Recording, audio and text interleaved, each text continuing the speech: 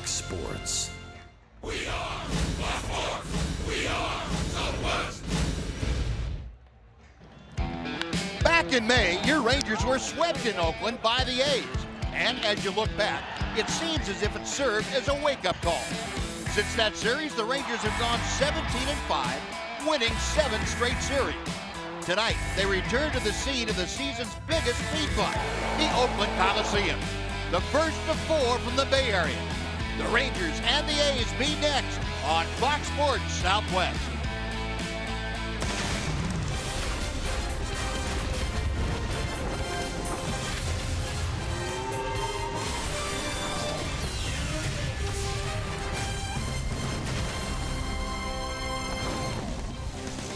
Texas Rangers baseball is presented by AT&T High-Speed Internet. It is a clear and comfortably cool evening here in the East Bay. Oakland Alameda County Coliseum, the site of your Rangers taking on the Oakland A's. And welcome in, everyone, along with Tom Graves, Steve Busby. Glad you could join us on this Monday night of Ranger baseball.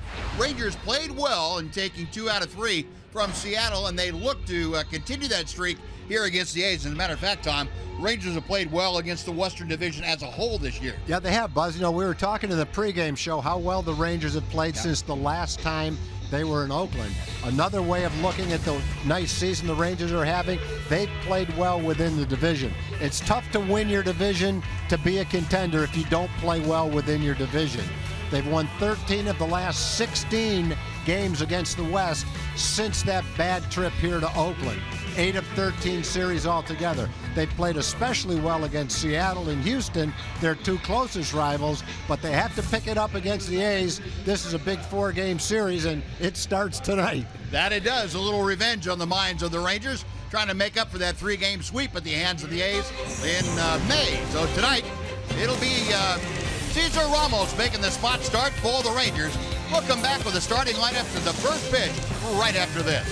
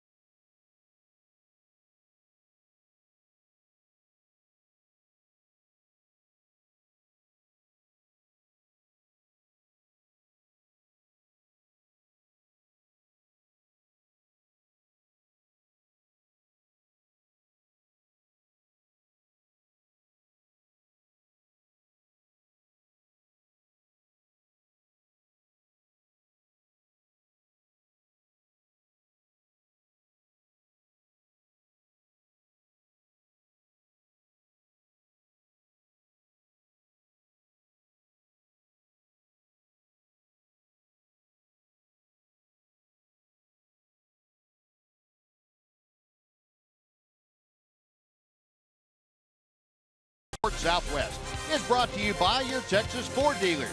Visit your local Texas Ford dealer today for incredible deals and see why Ford is the best in Texas. By AT&T High-Speed Internet. Get a deal worth talking about. Get high-speed internet from AT&T. By Budweiser, not backing down since 1876. This Bud's for you. And by Southwest Airlines. Transparency, low fares, nothing to hide.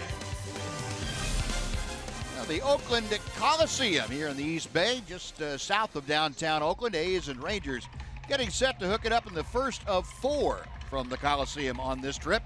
And before we get things underway, let's go down and check in with John Radigan. Yeah, Buzz, very newsy day for the Rangers today, the most significant of which came via conference call with John Daniels about an hour ago. He informs us that Yu Darvish will be placed on the 15-day disabled list. The good news is it is simply shoulder discomfort. He actually had 2 MRIs from Dr. Keith Meister today, one on his neck and one on his shoulder, and it's nothing acute inside either one of those. So it's just discomfort. They'll place you on the 15-day DL to get over that discomfort, and they suggest that it's not unusual for a guy coming back off of Tommy John surgery to feel these type of symptoms. As for Adrian Beltre, he came to the ballpark today ready to play. Jeff Bannister said, whoa, not so fast. Banny is targeting Thursday as the first day for AB to get back out on the field. He, of course, has that slight strain of the hamstring, so he tested it a little bit today. We'll hear from Adrian a little later on in the program, but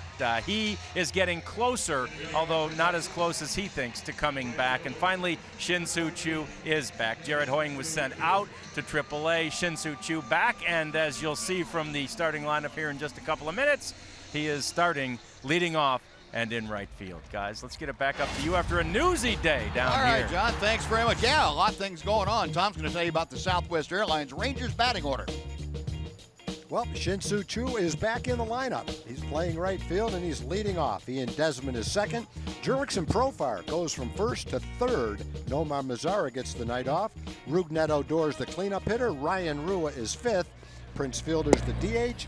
Elvis bats seventh. Mitch Moreland is eighth at first base. And Bobby Wilson is the catcher. And Sean Manaea is the big young left-hander on the hill for the Oakland A's. Back to the plate, and Chu lofts a fly ball to left. Hit that ball pretty well. Davis going back, about halfway back on the track. Has to haul that in some 350 feet or so from home plate. So Chu gave it a ride the opposite way. It came up about 10 feet short. It's nice to see Chu, his first swing, hit that ball exactly like he just hit it. Be nice if it went 10 feet farther. Yeah. But last year, the last couple of months of the season, that was a pretty common thing for Shinsu to launch balls to left field, sometimes out of the park, a lot of times for extra base hits.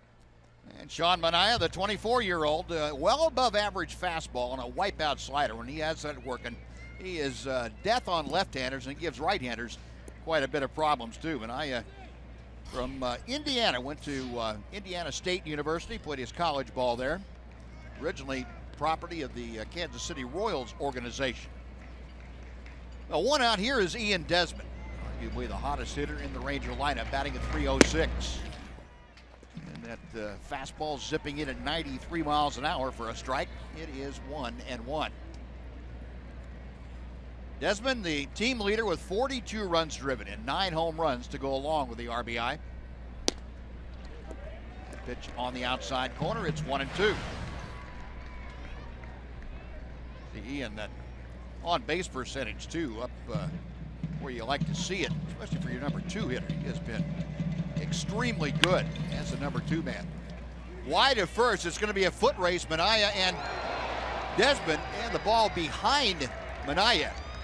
And Desmond will reach.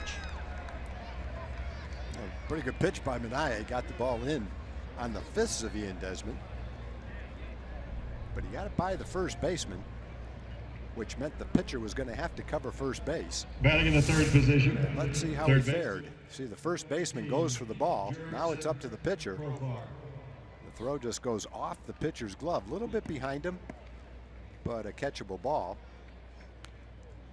I guess he's trying to catch the ball and find the base at the same time, Buzz. Exactly. You're exactly right, Tom. And that's one of the tough things. If you're a pitcher, you've got to be able to catch the ball first and then find the bag. And Manaea didn't slow down his body, didn't have control of his body well enough coming over to first. So Desmond on with 1 out, and the count of 1 ball and no strikes to Jurickson Profar, who has dropped down to the number 3 slot.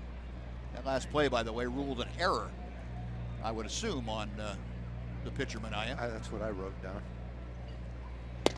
Profar, the switch hitter, and he's up there from the right side. He takes a strike to even things up. Manaea had one, maybe his best start of the season, of the 8 that he's had, was against the Rangers. 6 2/3, only gave up 1 run. That was his first major league victory back in May. Hit hard, but sliced out of play down the right side. And the count moves to a ball and 2 strikes. Well, Profar had .348 average, a couple of home runs, and 4 driven in. Jurickson in the just completed 3-game stop in Seattle went 2 for 12 in that series. Kind of cooled off a little bit. It's nice when you can cool off and still be hitting .348. Check swing foul. And the count remains a ball and 2 strikes. Profar in this ballpark. This is his 6th career game here against the A's. He has had hits in all 5 previous games at a .368 clip. He's gone 7 for 19. Got Ian Desmond at first, 1 out in the top of the first inning.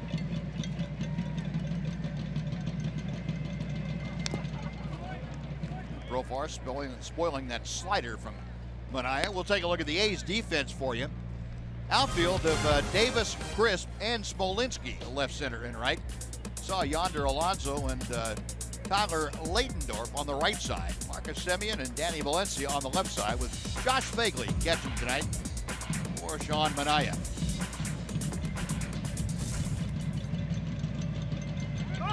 And the left-hander going first base way. Rangers have been successful with the running game of late. They are now 5th in the American League, 41 steals as a team. And they've put that to good use lately. Desmond's been running well. Elvis Andrus has been running well.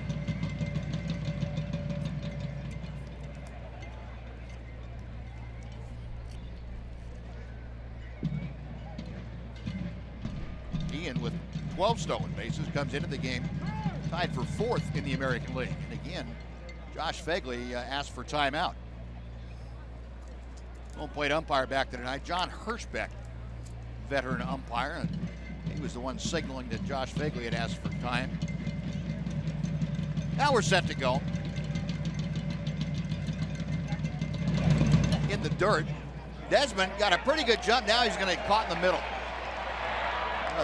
A great job by Fagley to come up with that ball, and shortstop Semien is going to run Desmond down. Now, Ian, the anticipation of the ball in the dirt, and it was in the dirt, but Fagley recovered very quickly. And he was able to head off Ian Desmond at second base. That is out number 2. Yeah, unfortunately, Ian saw it kick away and took off, but it didn't kick far enough away so that the catcher had any problem, and he was able to pick it up and fire it down there. Pretty nice athletic pickle that he tried to get out of right there, though. Yeah, the out goes 2-4-3-6. If you happen to be keeping score with us. No, that removes the error as far as the base runner is concerned. 2 balls, 2 strikes now to Profar with 2 outs. Got him swinging. Able to take something off that breaking ball, and he is out of the first inning. Nothing going for the Rangers. 3 hitters up, 3 hitters out. After a half inning, Rangers nothing. A's coming up on Fox Sports Southwest.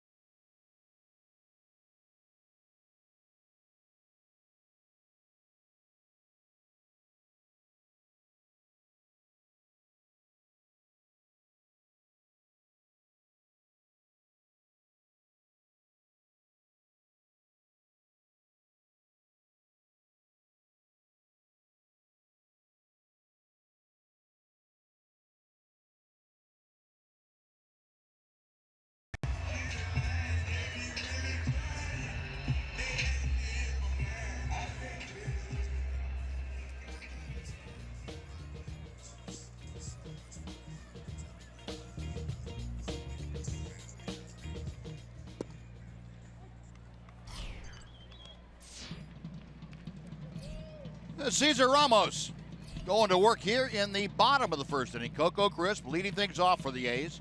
Scoreless ball game. Crisp, the switch-hitting leadoff man, pounds that pitch foul. It's no balls and 2 strikes.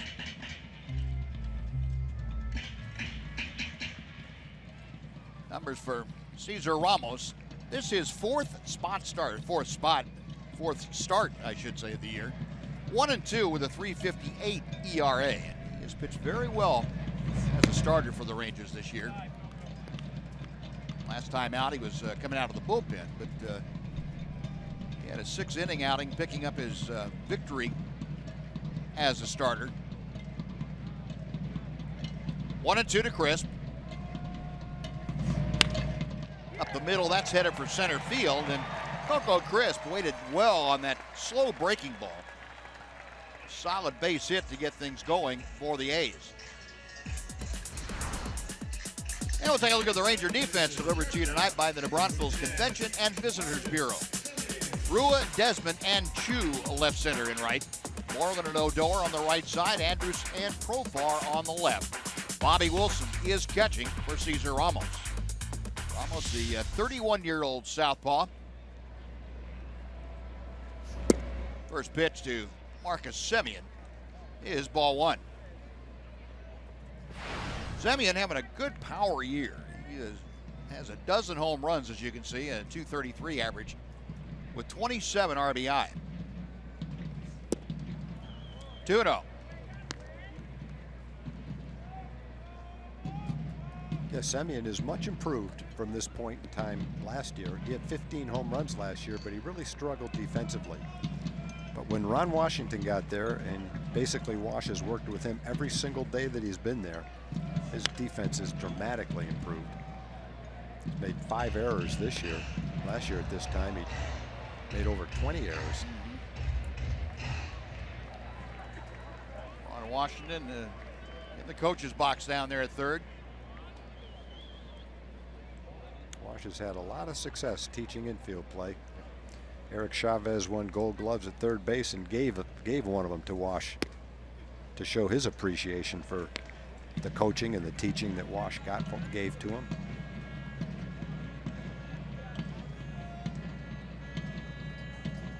He had some infielders over here. Miguel Tejada was alongside Chavez for a while, and guys really excelled under Wash's tutelage.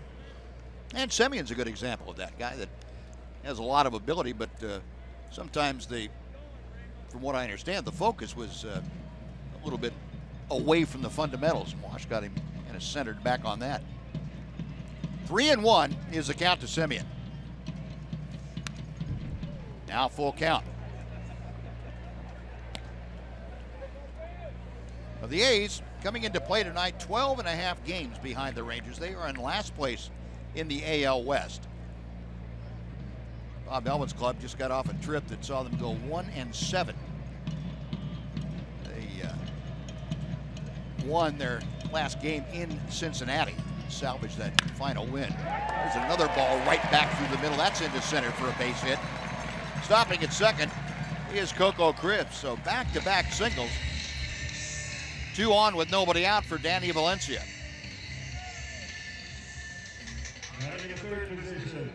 The A's offense has been struggling. That's something that Cesar Ramos would like to keep going here tonight.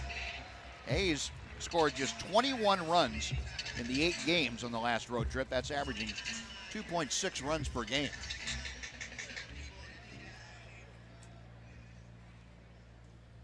Well, here's Valencia having an impactful offensive year, a .335 average.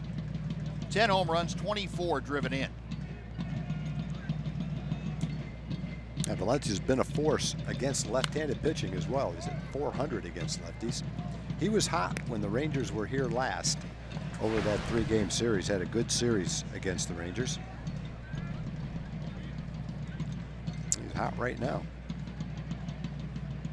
At .381 on base percentage. Oakland, as a team, last in the American League with an on-base percentage of .300. In tight to him, 1 ball and 1 strike. not very much like Oakland teams of the recent past that we remember. That they'd have on-base percentages as a team in the neighborhood of 340. 1-1. Broken bat looper. That is going to be in for a base hit. Crisp had to wait to make sure it was going to fall, so he advances to third. 3 consecutive hits, though, open up the A's first inning. And they have the bases full with nobody out, and Chris Davis is coming up. 2 ground balls that found a hole straight up the middle. That's a good fastball that jammed Valencia. And he just bloops it barely over Odor for the 3rd straight hit.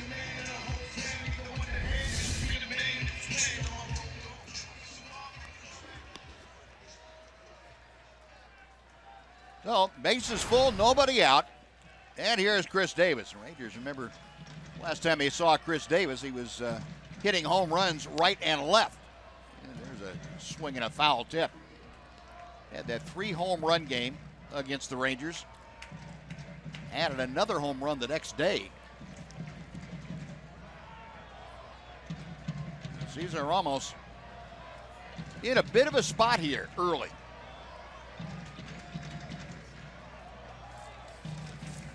Bobby Wilson flashed the signs out.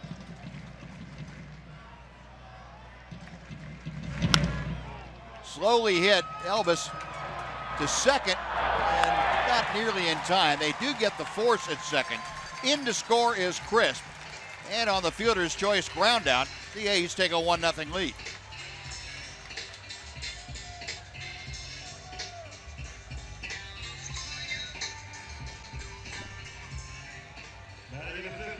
Caesar's making his pitches. They found a hole 3 times, but that one was hit softly enough to where they couldn't turn a double play. Really fooled Davis, who had to reach for that ball, hit it off the end of the bat softly. Still had a shot at the double play. Didn't think there would even be a throw. But they needed that ball to be hit a little bit harder to get the double play. So 1 out now, runners at the corners. Here's Billy Butler, the designated hitter.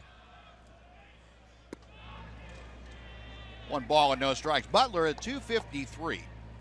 Has 2 home runs, 16 RBI, and pretty much relegated now as Billy Butler to hitting against left-handers exclusively. Averages and production have fallen off the last 2 years here that he's been with the A's as he takes low. Certainly for all of his years in Kansas City, driving balls into the gap. He had good gap power, doubles power.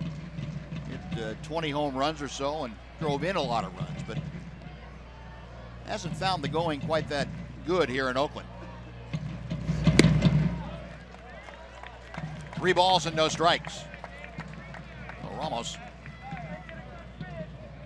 having a little problem with Butler. He's fallen behind.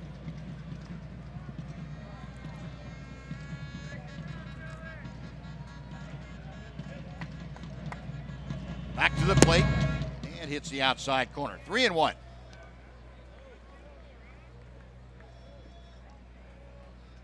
Ramos at the Coliseum had never started before this ballgame.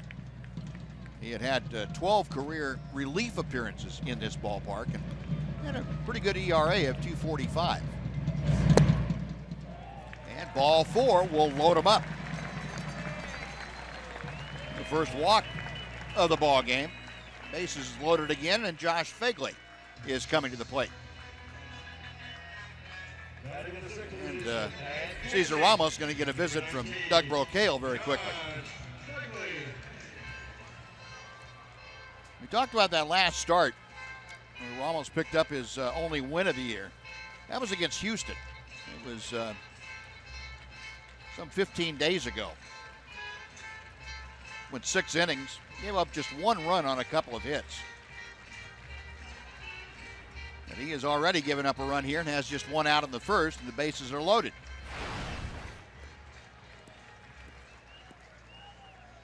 Josh Fagley in 17 games this year has hit an even 300, driven in 4.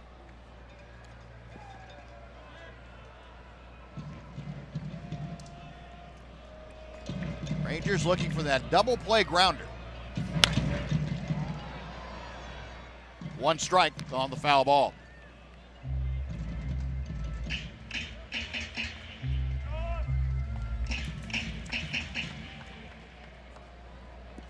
Bagley, as those numbers would tell you, has been pretty good against the Rangers in the past. A .324 career average.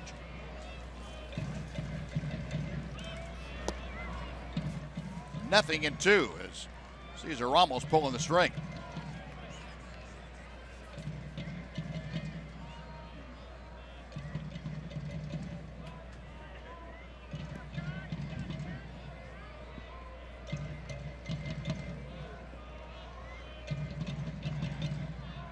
Ramos with a letter high set. Just missed outside. 1 ball and 2 strikes. Bagley spent some time on the disabled list since he came back off the DL May 27th. He's appeared in 4 of the 14 games since then. There's a double play grounder. Elvis, Odor, and Moreland. 6-4-3. And that prevents any further damage. The A's, though, jump out in front. A run on 3 hits and 1 left. After 1-0 Oakland.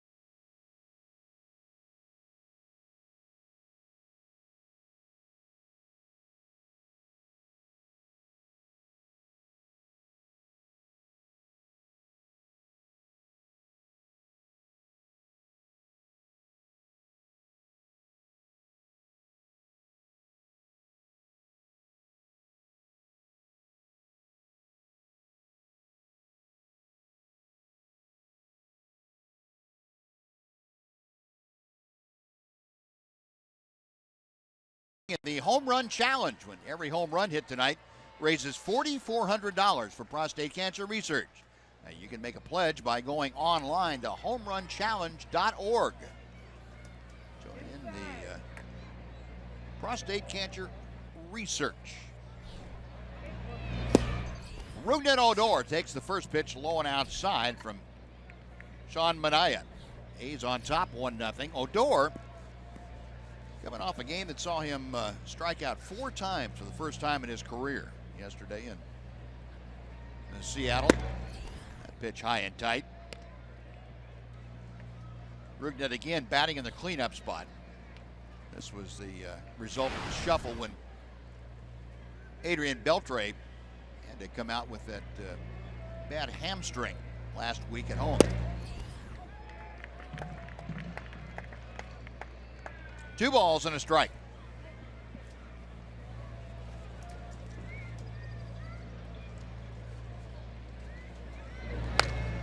Rip foul. Well foul. That was a hanger. Hung too far inside, though. You can see the last 6 ball games have not been kind to Rougned. 2-2. Broken bat roller. Foul outside first. And Odor is going to have to get a new piece of lumber. Buzz, you'd almost take those 6 games if you knew that one of them was going to be a home run to win a ball game. Yeah, sure. So he hadn't had a lot of hits in the last 6 games, but he sure made the best out of one of them. He smoked that one too. Saturday night in Seattle, yeah, the 11th inning, leading off the 11th inning, and hit it out of the ballpark against Mike Montgomery. That's the only home run Montgomery's given up this year, 30+ innings. Well, it was one to remember. I'm sure he doesn't really care to, but we will. Yeah, I don't think he'll be able to forget it either.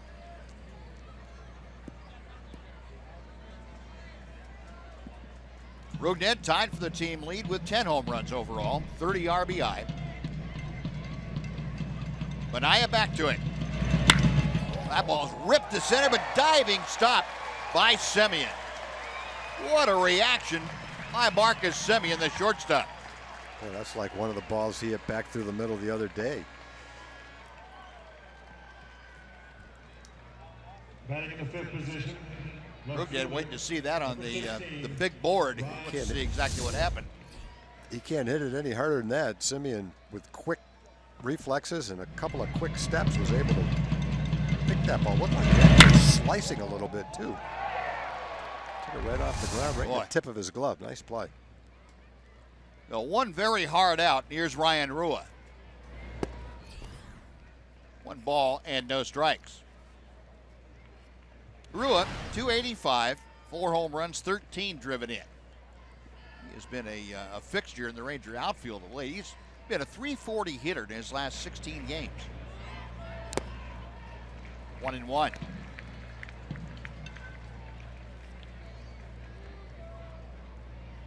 Rua's started 23 of the last 30 ball games for the Rangers.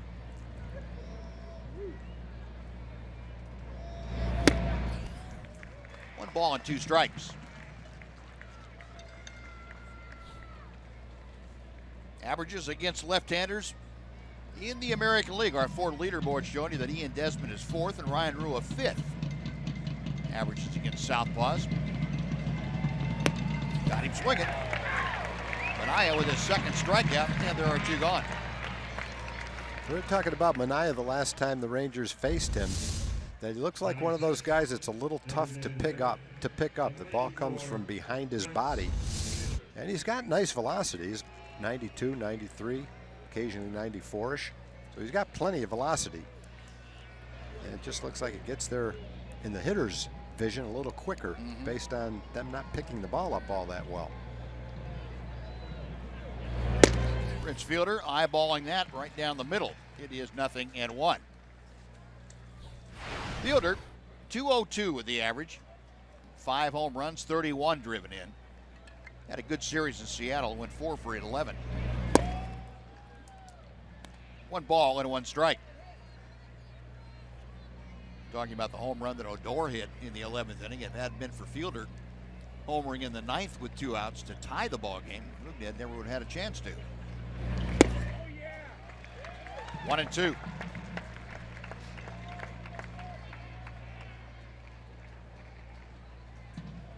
Fielder has fared very well against the Oakland A's.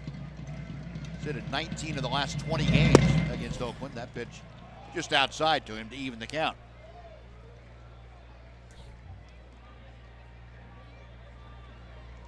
Overall, 4 of the last 5 games have seen Prince Fielder get a base hit, at least 1. 3-2.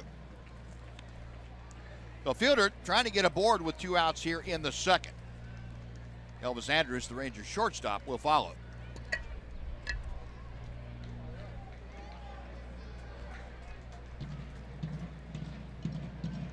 Manaea with a payoff pitch. In the air to center. Long run in for Coco Crisp, and he gets there in plenty of time, and that will do it. 3 up, 3 down. Manaea now has retired 4 straight. After 1.5, the A's won, Rangers nothing.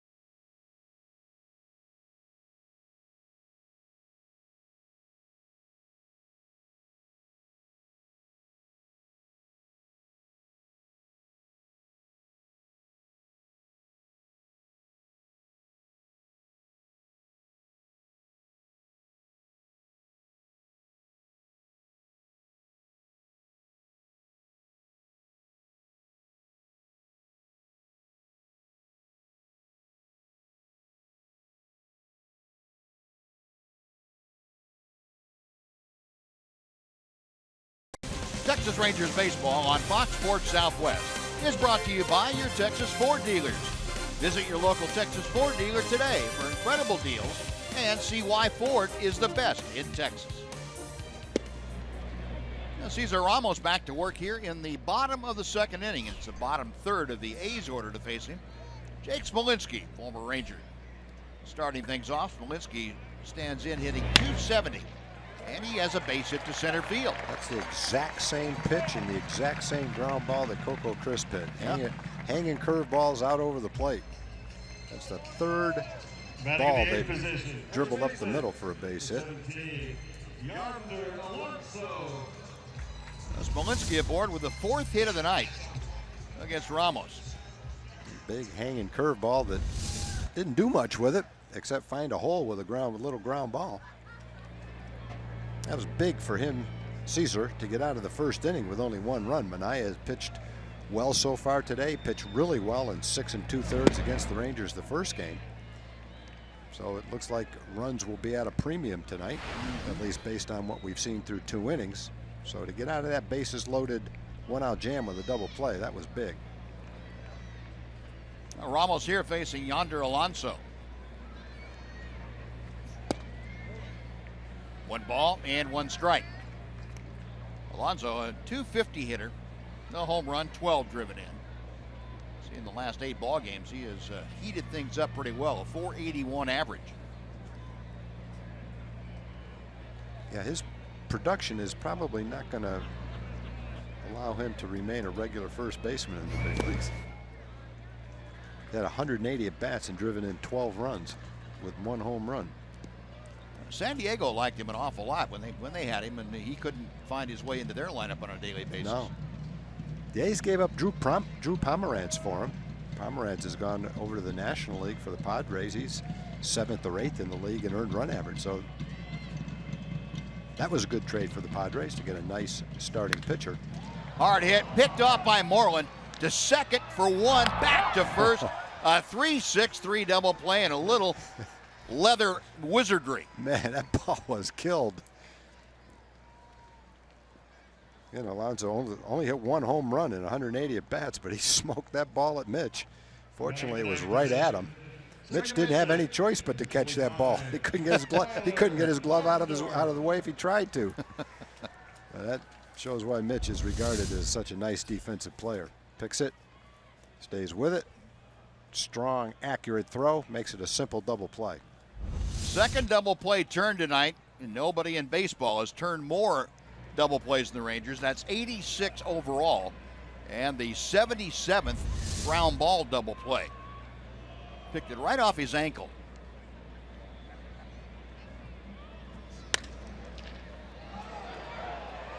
Shot off the bat of Tyler Ladendorf,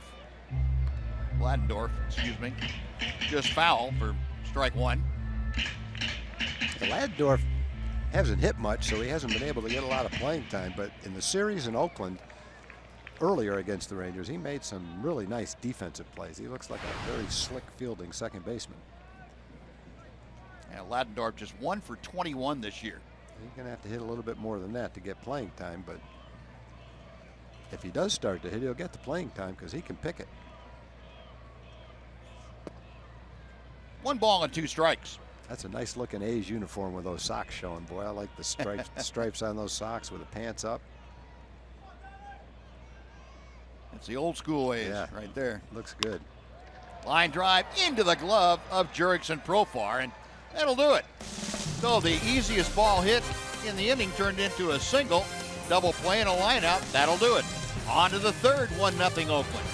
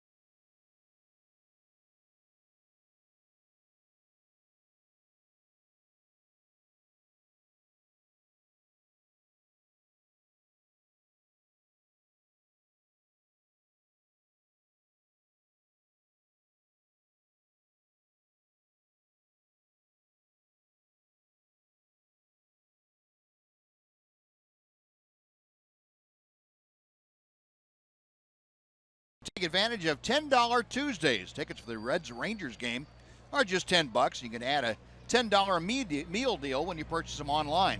Plus, all fans on Tuesdays will receive $10 parking. Visit TexasRangers.com/specials to secure your $10 Tuesday tickets for June 21st. Elvis Andrus leading things off here in the Ranger third, a 1-0 Oakland lead. Elvis coming off a 3-hit game yesterday. 3 hits and 2 RBI, and he was down in the count after that slow breaking ball at 0-2. It's a good combination of pitches.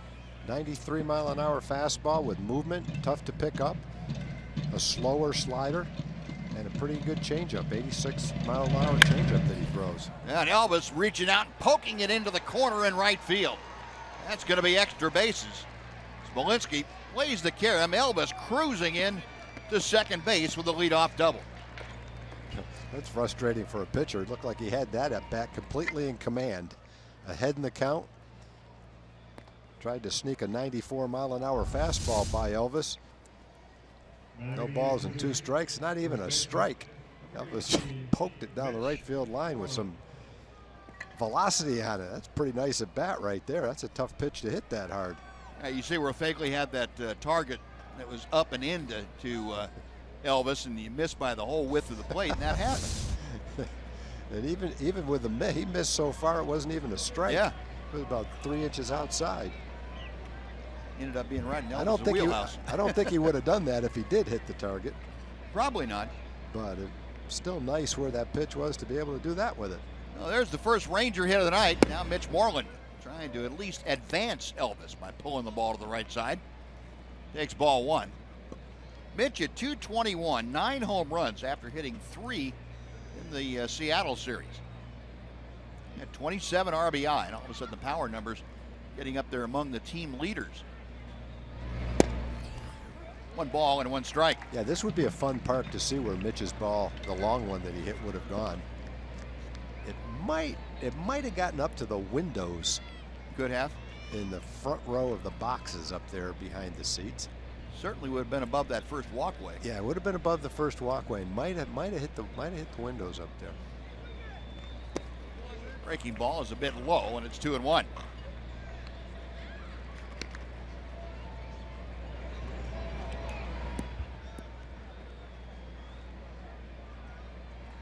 But one thing it wouldn't have done is scared fans, because there aren't enough out there to worry about. There were in Seattle.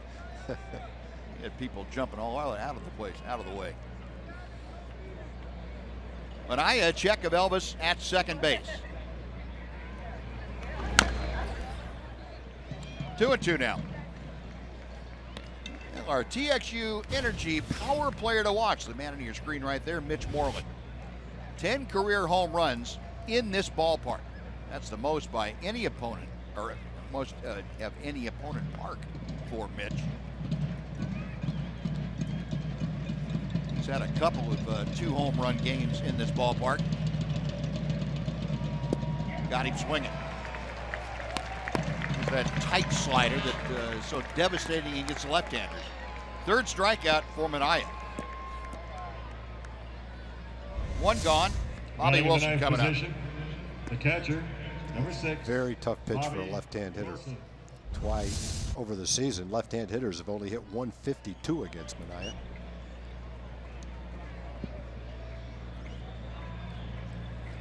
Bobby Wilson steps to the plate, hitting .303 in a Ranger uniform. 281 overall when you add in his time with the Tigers. Inside corner for a strike. Bobby didn't think so, but John Hirschbeck ringing up that right hand. This was thinking about taking off on that one. Yeah. He had a pretty good jump. He decided not to go, but he had a running lead and a pretty good jump.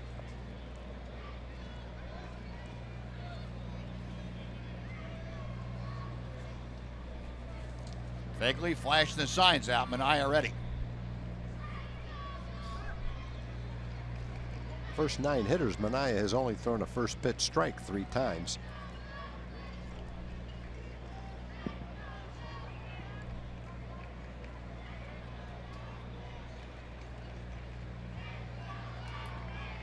Left-hander, a long look in. Now he's ready.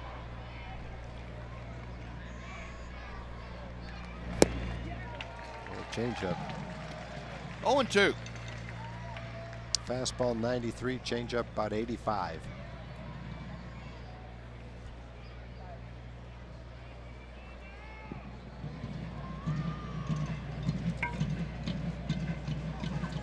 Bobby wagging that bat back and forth.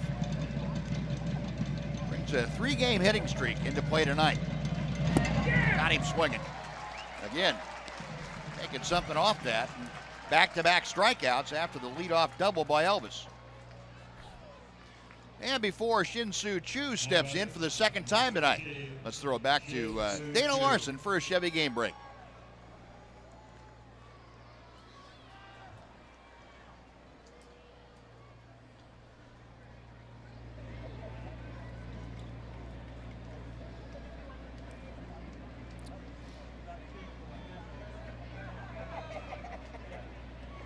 All right, Dana, thank you.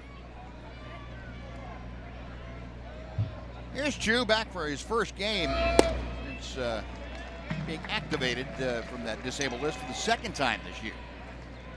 Had the hamstring tighten up on him when he came off the disabled list the first time and had to go back on. Flied out to deep left field his first time up there tonight.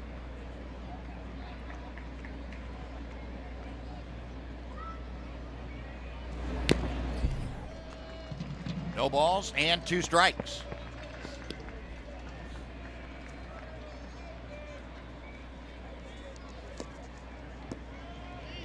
Chu came into the ball game a 188 average. He'd only had 16 at bats prior to tonight. 3 hits, all of them singles this year. Elvis going to third, and Fagley, didn't matter if he got a good grip on it or not, he wasn't going to throw it Anders. Elvis had a walking lead. I wish he had a good grip so he would have thrown it. He might have thrown it into left field. That's true. That would have been a good chance to score a run. He wasn't going to throw him out even if he did get a throw. Elvis had a running lead. Could have stood up if he wanted to. Yeah, Elvis with his 9th stolen base this year. So that brings into play the wild pitch, etc. The Rangers can get one on the board. Chu chopping that down off of his left foot. Well, you know, if he does 1 ball and 2 strikes, try to throw that slider and bury it down and away, maybe he bounces it in there.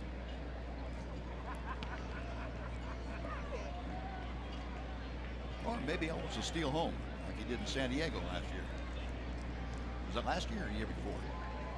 I think it was last year, yeah. And the pitcher, the right-hand pitcher, Yeah. too, put his head down and Yeah. closed his eyes, I think. There's almost. Yeah, almost. It hit Chu after it glanced off Fagley and bounced right back to him. Elvis telling Chu, get your feet out of the way.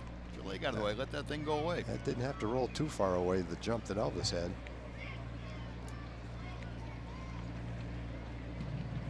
2-2 the count.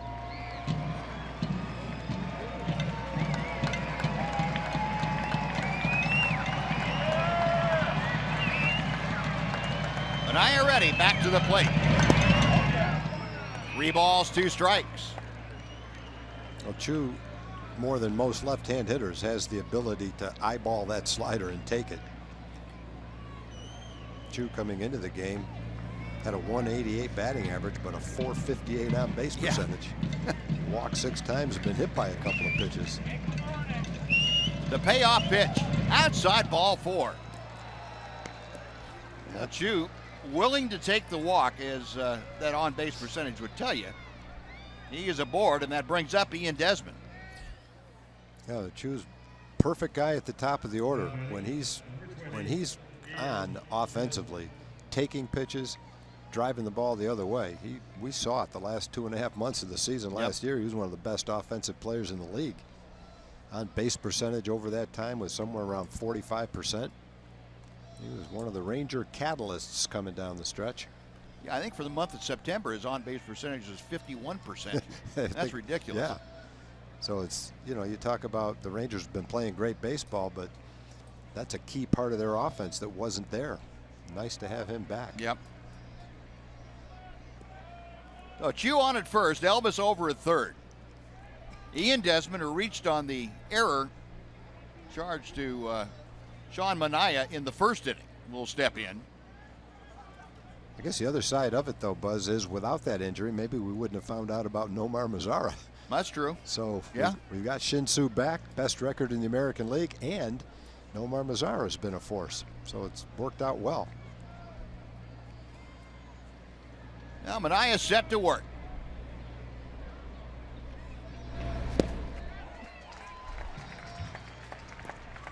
Oh and 1 to Desmond.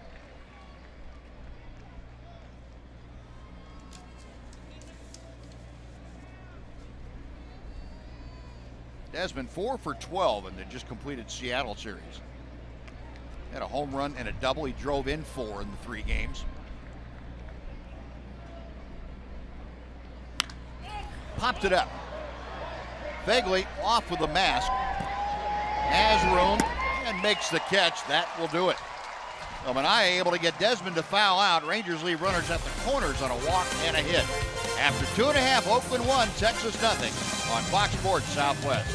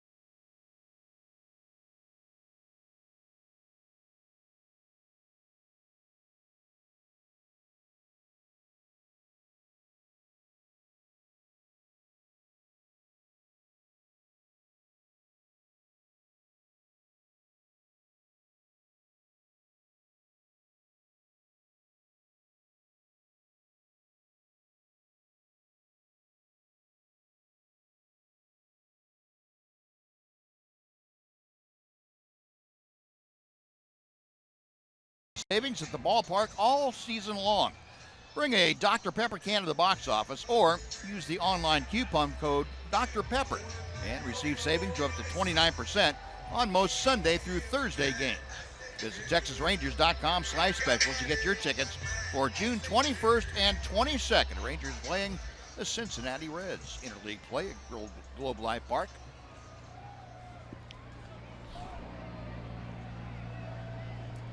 A's come to bat here in the bottom of the third. It'll be the top of the order, Coco Crisp, as he takes strike one. Crisp led off by singling to center field, the first of 3 consecutive singles against Cesar Ramos in the first. Crisp scoring the only run of the ball game on Chris Davis. Fielder's choice ground out.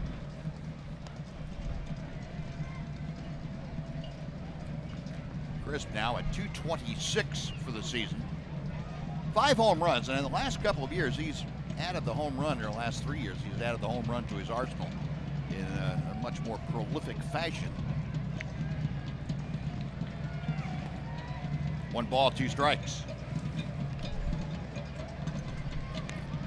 Crisp, of course, bothered by injuries most of last year. Had only 44 games that he was available. Had 2 different stints on the disabled list. 2 balls, 2 strikes to count.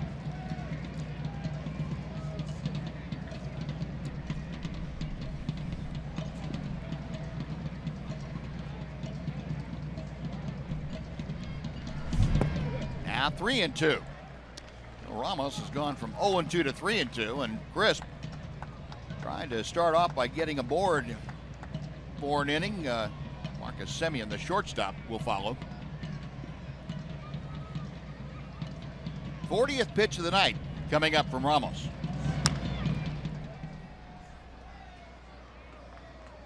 Wash still got the good hands.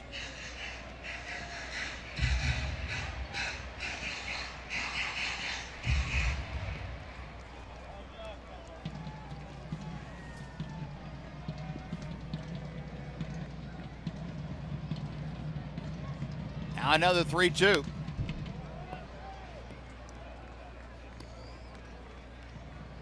Crisp has been struggling of late, despite that first inning single. Last 10 ball games, he's hit just 105.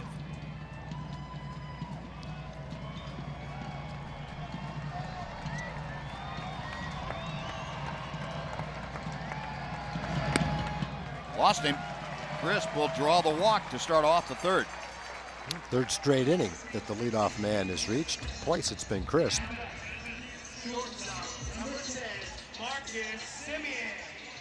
Jeff Bannister and Steve Buechele and company keeping an eye on things from that Ranger dugout on the first base side here at the Coliseum. Marcus Semien, the hitter. Semien singled to center field. His first time to the plate.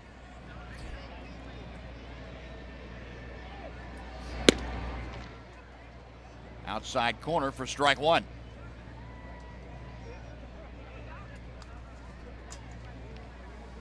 Semien a .237 average now as he faces Ramos.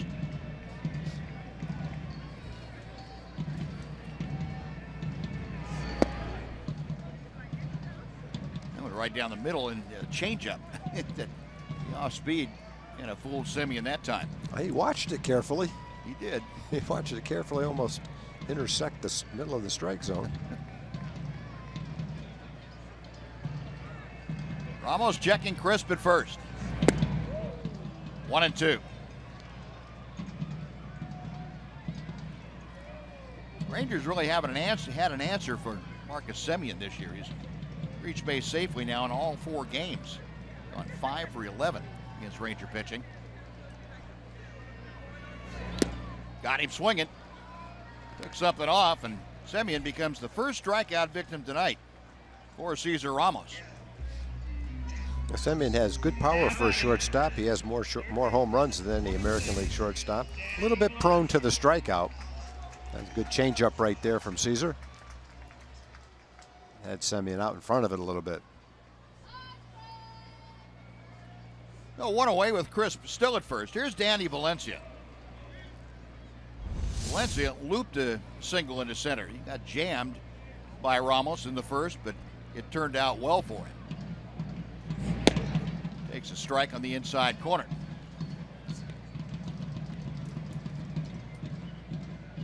That base hit in the first inning got Valencia up to the .340 mark, average-wise. Increased his current hitting streak to 6 straight ball games. Hard hit off the glove of Profar. Elvis recovers, but not in time to have a play anywhere. Everybody's safe, first and second with 1 out.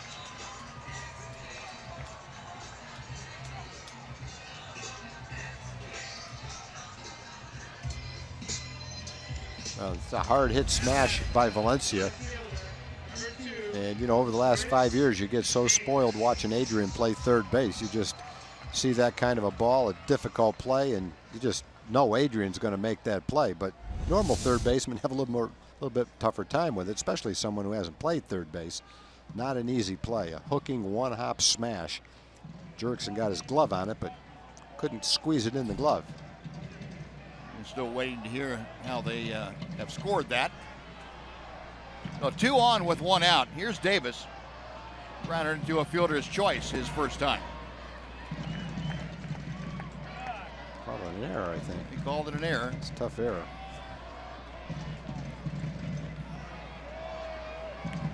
The second error of the game.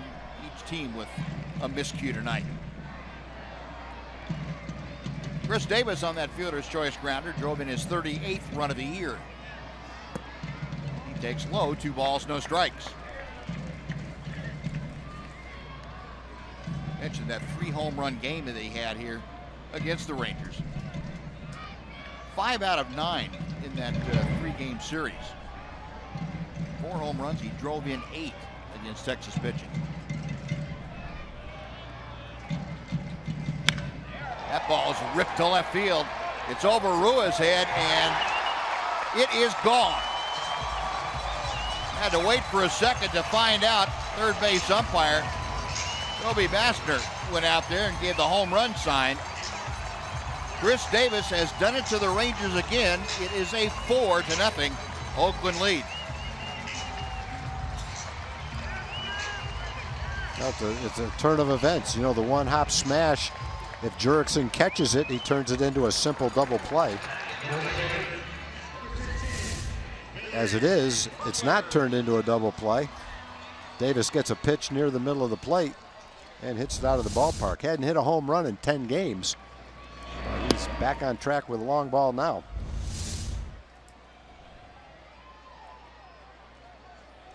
His 5th home run of the year against the Rangers. So a 4-0 Oakland lead. And Billy Butler, who drew a walk in the first. Ahead of the count here, 2 balls and no strikes.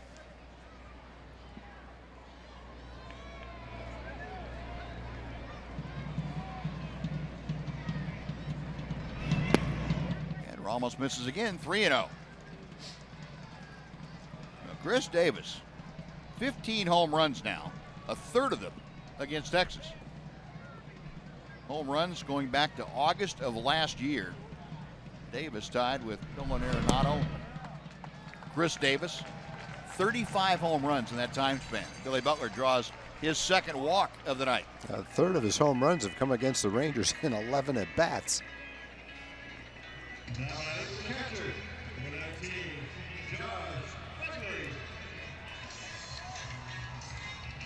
And with that walk now, a phone ringing down in the Ranger bullpen. There will be some action starting here momentarily.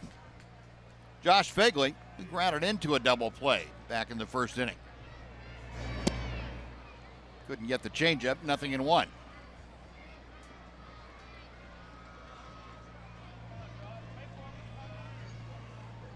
Phegley with a .294 average.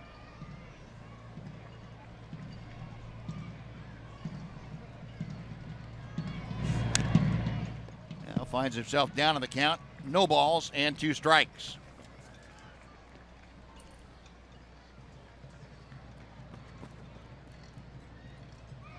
Phegley along with Stephen Vogt and Max Muncy. Muncy is called up, the Keller product. Billy Butler at first. 1 out, an 0-2 count on Phegley.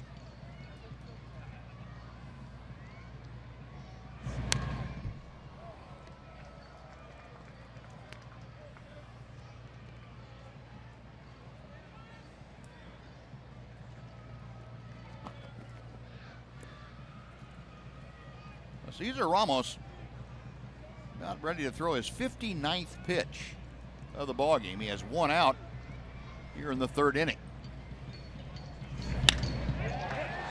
Left center field, that's going to fall for a base hit. Butler will stop at second, getting the ball back in. A walk and a single following the 3-run home run.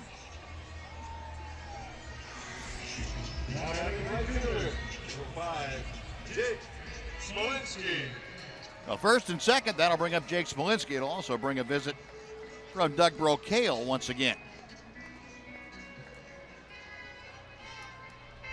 It's just been one of those nights where things have not gone well for Cesar Ramos and the Rangers in the early going.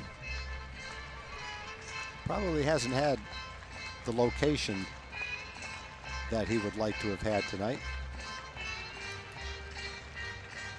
Like Alex Claudio, who had just come in from AAA Round Rock, taking that warm-up jersey off. And Tom Wilhelmsen too. And Tom Wilhelmsen, yeah. False alarm for Alex. Yeah.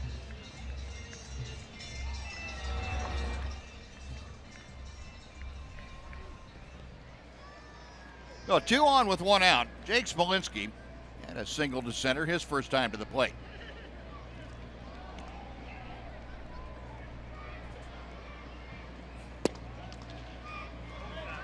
One ball and no strikes. Jake now with that base hit, his first time to the plate, has extended his hitting streak to 4 straight games. He's gone 4 for 7.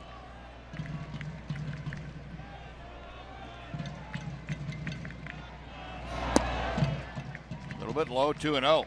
And for Jake, you go back over the last 11 ball games. He's been a .368 hitter. There are the numbers for the last 11.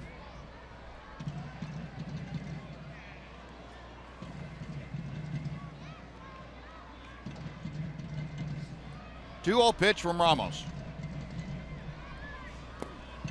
3 balls, no strikes. Caesar at that point now with an extended number of pitches here in his 3rd inning. Probably hitting that wall where you just, no matter how hard you try, it's not going to go well for you as far as command is concerned. Yonder Alonso in the on-deck circle. And a strike makes it 3-1.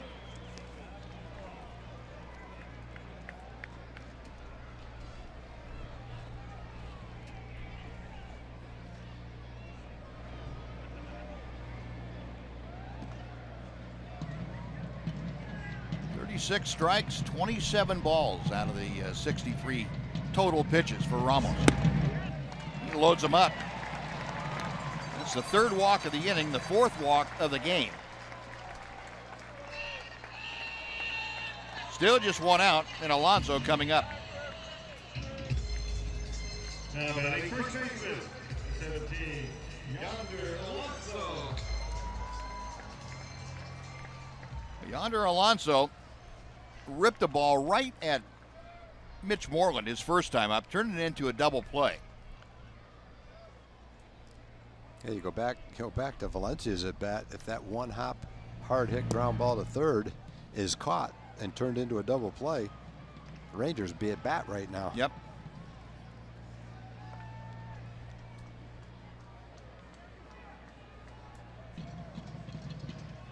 Oh, and 1 to Alonso.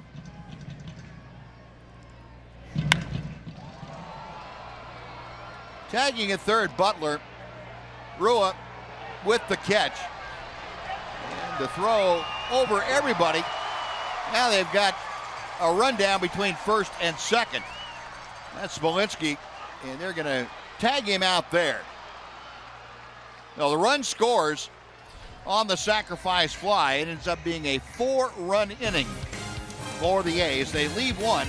On to the 4th we go. It is 5-0 Oakland.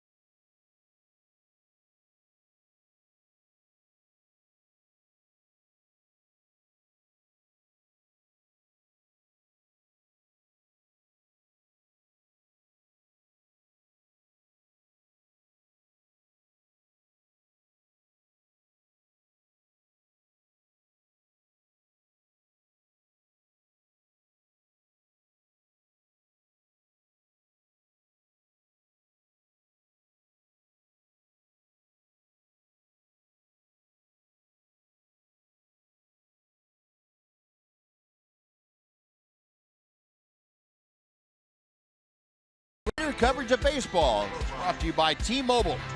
Well, Chris Davis, the American League Player of the Week for the Baltimore Orioles, a .368 average, 5 home runs and 10 RBI. Hit a home run in 5 consecutive ball games. Meanwhile, the Atlanta Braves lost to Cincinnati 9-8 at Turner Field. They are now 7-26 at home. Think there's a little disinterest at in Atlanta? Well, there's baseball? been a lot of talk about, as it's written in the paper, not my word, teams tanking. Just going back to square one, no regard to how many games you win, trying to rebuild, trade all your good players, all your veteran players for younger players, get high picks in the draft. And who's to say that's not the right way for an organization to do it? If that's the way that you see you can build your team for the future, then that's kind of the way it goes. In the meantime, you hope you're in the same division as that team so you can play them 19 times exactly for the next few years. So it's a plan, but it doesn't guarantee anything. Right. It sounds good. Okay, we're going to build for the future. In 3 years, we're going to be really good because we're going to draft well, we're going to sign well, we're going to develop well, we're going to make some great trades, and we're going to have one of the best teams in our division in 3 or 4 years with that plan. Well, some teams have done it before, but there's no guarantee that's going to work either. Yeah, and there have been some teams that have drafted well and have drafted the wrong people drafting well that have never produced, and that's been a problem. You mean they thought they drafted well? They thought they drafted well, yeah, I should say it that way. Jurix and Profar starting things off. Rangers have a mountain to climb. They trail 5-0. Profar struck out his first time up. Tapper over the mound. Ladendorf. As we said, that guy can pick it, and he is a smooth, slick fielder. Yeah, I think if anything's been proven over the years is that you can get an edge in the draft, a subtle edge, but it's not a guarantee that you're going to have a draft and have a bunch of big league players come out of that draft. Yeah, it happens occasionally, and some teams are better than others, but it's not easy. Well, it certainly isn't anything like compared to football or basketball or anything like that, where draft picks can immediately have an impact on your best ball club, meaning the major league club in baseball. If you tank, you can't because of the lottery, but in the old days, if you tanked in basketball, you might end up with Shaq, and he's one fifth of your starting lineup. He can make a difference. Yep. Even if you tank in baseball and get the #1 draft choice, occasionally it's Alex Rodriguez, Ken Griffey, somebody like that. But there's plenty of times it's a very good player, but not necessarily someone that's going to lead you to the World Series. And in baseball, one player can't do that anyway. Look at Alex Rodriguez was the best player in the world for 3 years with the Rangers. The Rangers couldn't get out of last place while he was here. Odor fouling off the next pitch, still no balls, 2 strikes. Yeah, and the difficulty in Tom, you talked to enough people and worked in that part of the business where you relied on the draft, on the scouting. It's an inexact science when you're trying to evaluate young players and project them as to what they will be.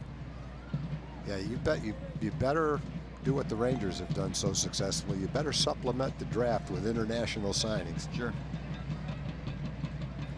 And some wise trades. Odor gone on strikes. That is punch out number 5 for Minaya. 2 gone.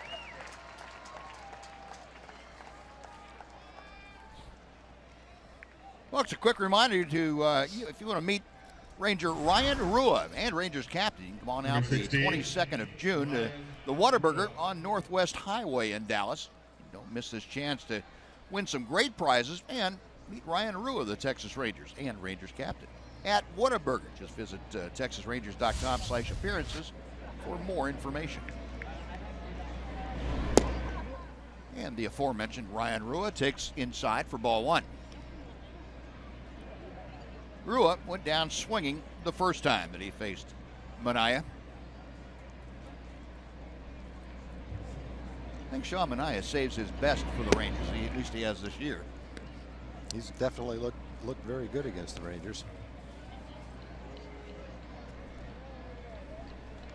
The Braves, are talking about the Braves, and trying to trade for the future. Talking about the draft and #1 draft picks, the Braves made a trade where they traded Shelby Miller to Arizona and got a number of players, but one of them was Dansby Swanson, who was the #1 pick in the draft last year. So that's like having the #1 pick in the draft. And, you know, I wouldn't know him if he walked in the door, but most people that have scouted him say that he has a chance to be a frontline major league middle infielder for many, many years. And so if you're going to rebuild and you can't win now and you can acquire someone like that, that's a pretty good start. 3-1 pitch. Ooh, a sharply hit ball flagged down by Valencia, and he throws it away. That gets by Alonso, and into second base goes Rua. Valencia made a great play to flag that down, but then came up and threw a sinker to first base. That was a beautiful pickup. That looked I mean, even the throw, when he let go of the throw, you go, man, what a great play. And then the throw was about 10 feet off line. But it was a beautiful pickup. Well, it's going to go as a base hit and an error. Yeah, I think that's a fair call. Yep.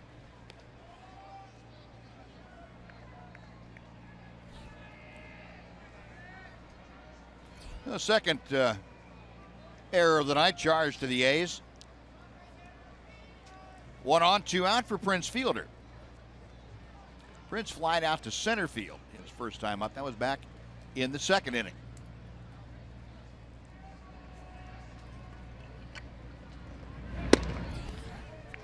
Oh, 0-1.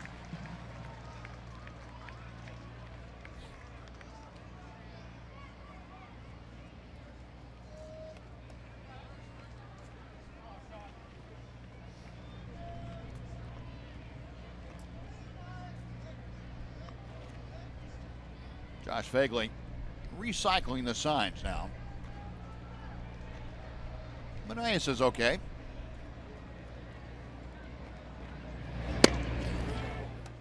A ball and a strike.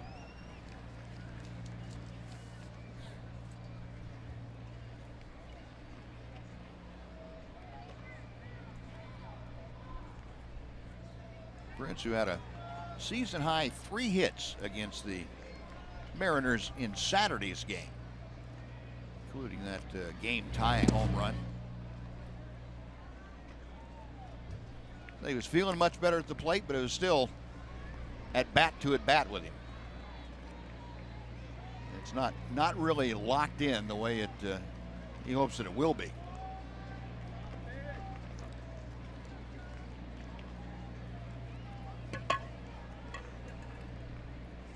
Rua the lead from second. Manaea set for the 2-1 pitch.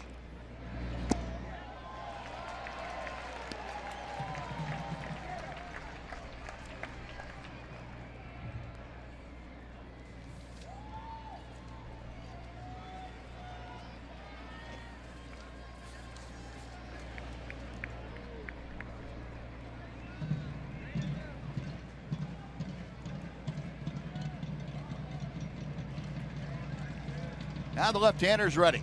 Again, a check of Ruin.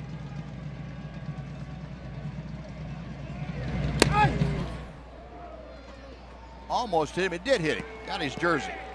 John Ersbeck pointing to first very quickly. And you heard the yell that Prince let out. Thought that ball had him. It did get his jersey, but I think Prince was hollering about the potential for his ribs.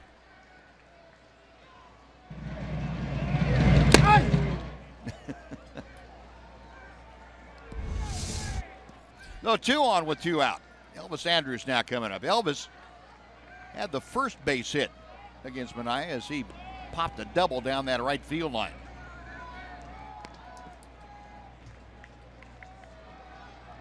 Rangers trailing 5-0. They could use a little damage from Elvis Andrus right here. Elvis, a 2 RBI game yesterday, up to 23 for the season.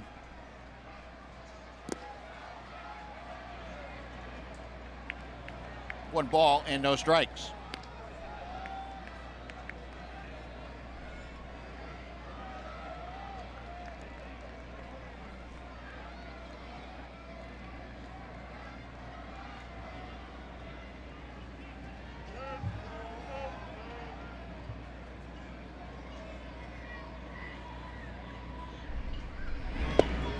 2-0. Phegley going to go out and have a little talk with his young left-hander. Well, 71 pitches for Manaea, and he's working here in the 4th inning. So even though he hasn't given up a run yet, the Rangers have made him throw a lot of pitches. He's had some long counts.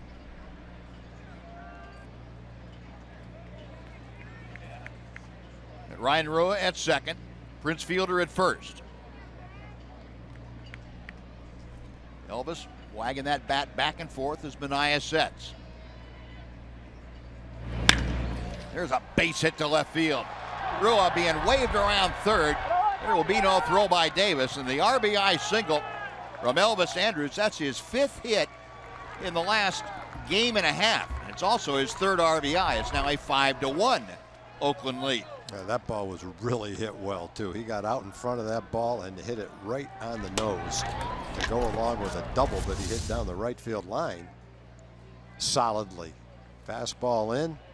Nice swing. Nice quick swing. And a well-hit ball.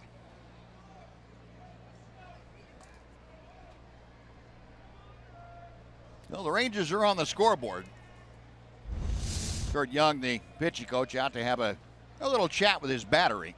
John Manaea and Josh Phegley.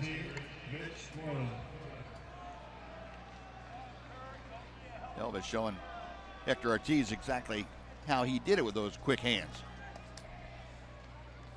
Mitch went down swinging his first time up.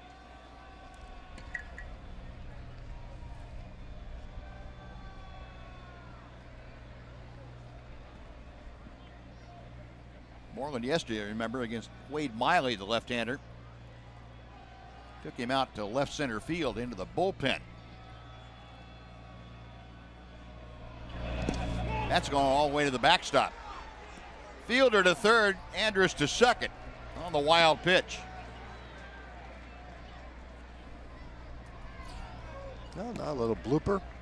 And Rangers are right back in this ball game.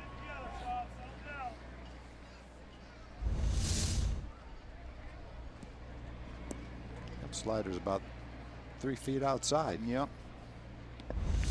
Now, one of the things you have to deal with most young pitchers, most young players, but the inconsistency. And you get in a spot where things aren't going exactly the way you want them to, and you try a little bit harder, and most of the time that's the worst thing you can do.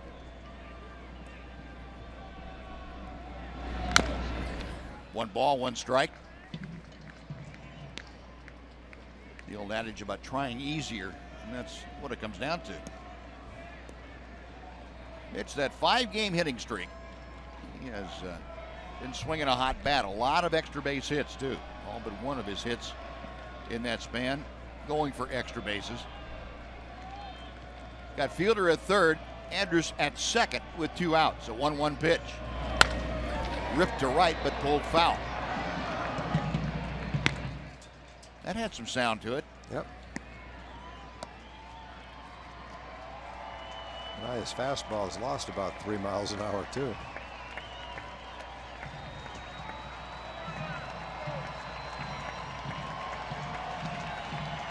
One and 2 the count.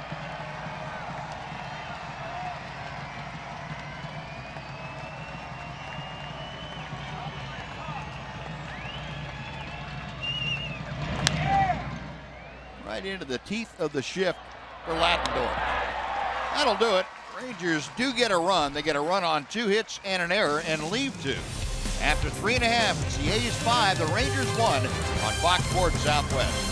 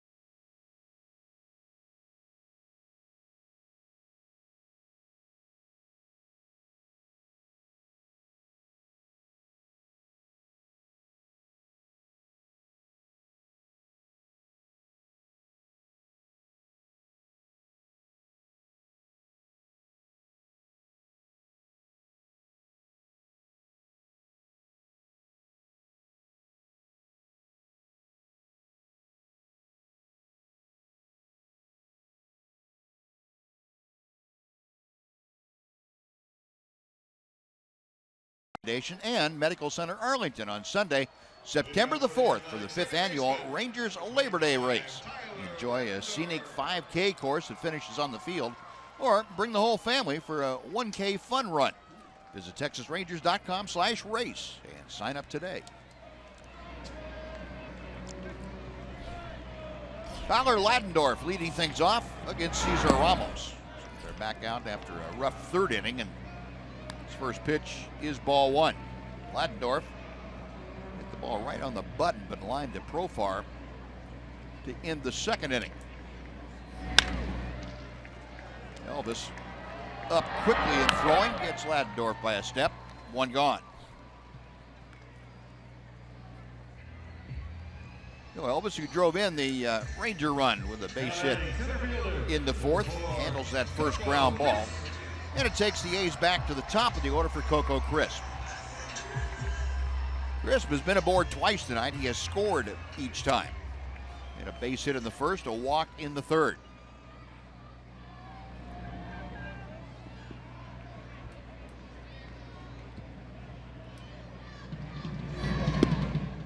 That big slow breaking ball that nibbled on the outside corner for a strike.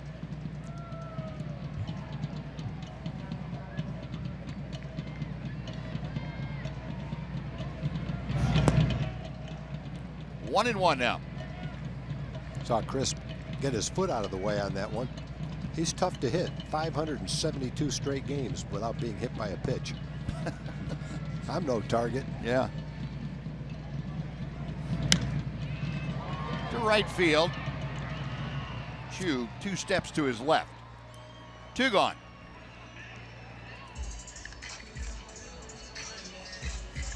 First action that Shinsu has seen out there tonight. Marcus Semien will be next. Number 10, Marcus Semien. Semien singled in the first, struck out in the third.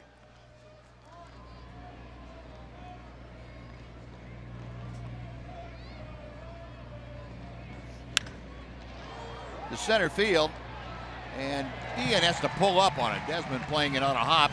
Semien with his second hit of the night. Well, Semien's hit ninth most of the year, but when you look at their lineup, it makes a lot of sense. If he's going to be one of your best players, get him up to the top of the lineup, get him an extra bat every game practically. Yep. See what he can do. He's on pace to hit 20, 25 home runs. Play shortstop every day. Doesn't make any sense to have him batting ninth. Might as well get him up there and see what he can do. Danny Valencia shooting one foul to the Ranger bullpen down there. Valencia has singled and reached on an error.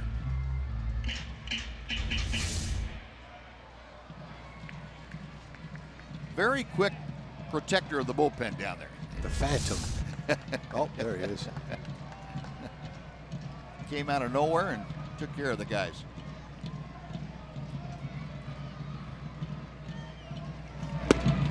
One ball and one strike.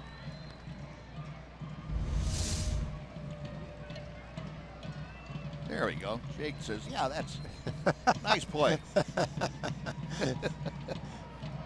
Look at that. Everybody that's pretty good. Fist bumps from all the guys in the bullpen.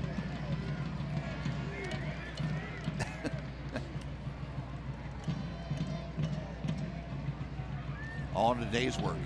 That's right. Not even smiling. Been there before.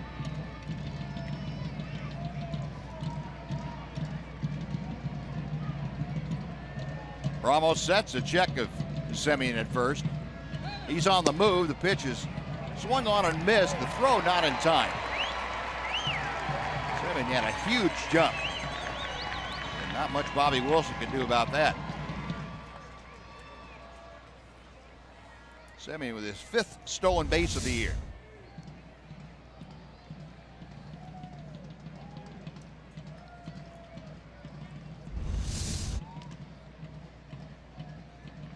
Semien in scoring position now. 2 balls and 2 strikes. The count to Valencia.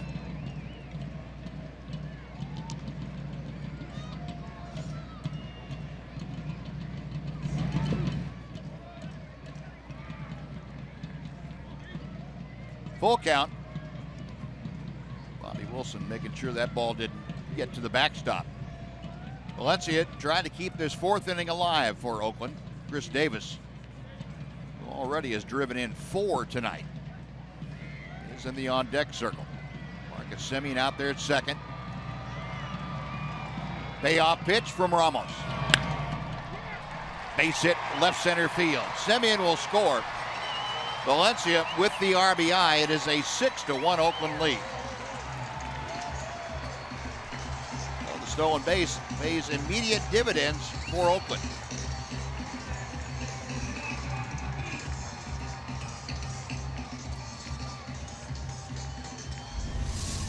Now batting, left fielder, number 2, Chris Davis. It's like a high changeup from Caesar. Valencia came into the game hitting .450 in his last 11 games. Davis came into the game cold, but he's heating up again. 4 RBI tonight. A fielder's choice ground out produced 1, then the 3-run home run in the third. His 15th of the year.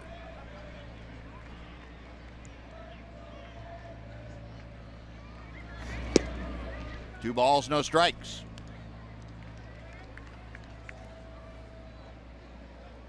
Tom Wilhelmsen up again in this inning, and he is matching pitch for pitch now with Ramos. He is ready to go.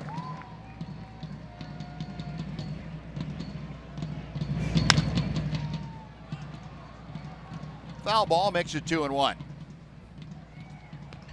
Profar making a friend in the first row over there.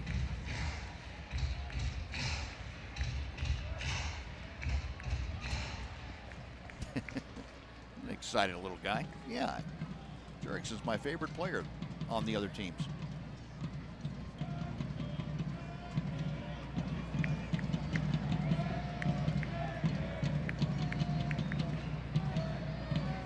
Two-one pitch coming. 3-1. And Steel pitch tracker showing you that didn't miss by much.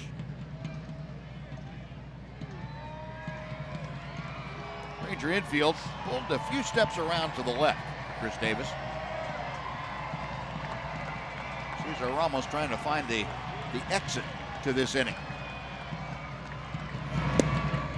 Outside, ball 4. And that is going to be the last pitch that Ramos throws tonight as Jeff Bannister taking the slow walk out to the mound. Jeff points down to the Ranger bullpen. He says, I want Tom Wilhelmsen to come in. So Cesar Ramos tonight goes 3 2/3 innings. Gives up 6 runs. He leaves with 2 runners aboard that are his responsibility. Rangers trailing 6-1. Wilhelmsen coming on. We'll take a timeout. Back right after this on Fox Sports Southwest.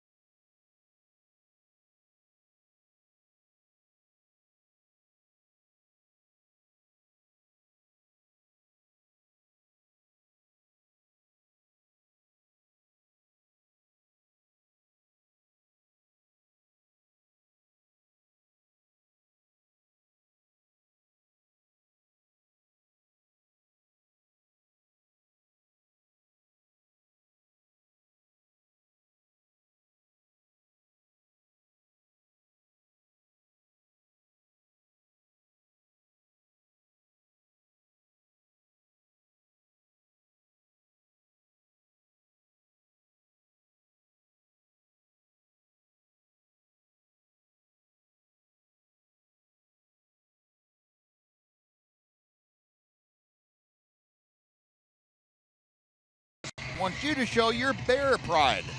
Come on out to a Ranger game and get discounted tickets for the Friday, June 24th game against the Red Sox. And the first 4,000 fans with a Baylor ticket in Globe Life Park that night will get a free Rangers cap in Baylor green and gold. Just go to TexasRangers.com/Baylor for details. Tom Wilhelmsen, tall right-hander, on now to take over, and Billy Butler greets him with a single to center field. Valencia coming around third will score. That makes it a 7-1 Oakland lead as Butler greeted Wilhelmsen rather rudely. Butler's RBI single. He is at first now, going into second, Chris Davis, and that makes it a 2-run inning for Oakland. Butler was ready to hit. He had a hard breaking ball down and away, lower part of the strike zone. Like he knew it was coming. That is the 9th hit of the night for the Oakland A's. 2-out rally.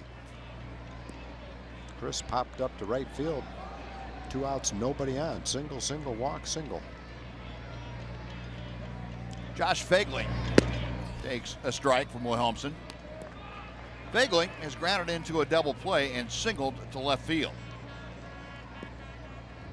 Saw the numbers for Tom Wilhelmsen. This is 21st appearance. Last time we saw him was in the Friday night game against Seattle.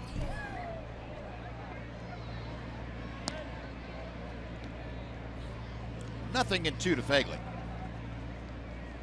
In that ball game, Wilhelmsen worked a couple of innings, allowed just 1 hit to the Mariners.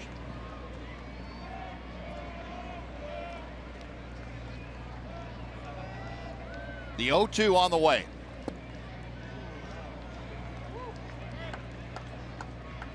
John Hirschbeck really wanted to throw that right hand up. Been all right Stopped with me. himself. Actually did come down pretty close to the inside corner. Sure did. Yep, our steel pitch tracker showing me that it was just that close.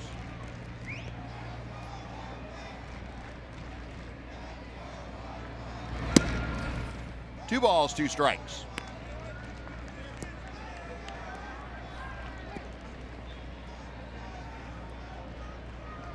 Wilhelmsen in his 4th game since coming back from Round Rock. He's down there for the better part of 3 weeks. The right field, that ball carrying well. It's over Chu's head, way back and gone. Vaguely driving the ball out to right field, a 3-run bomb. It is 10-1 Oakland.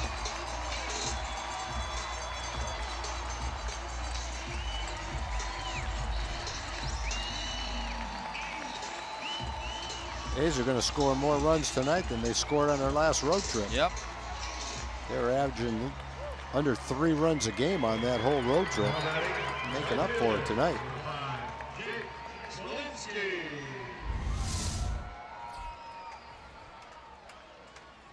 In fact, we got a good pitch to hit, and he hit it well.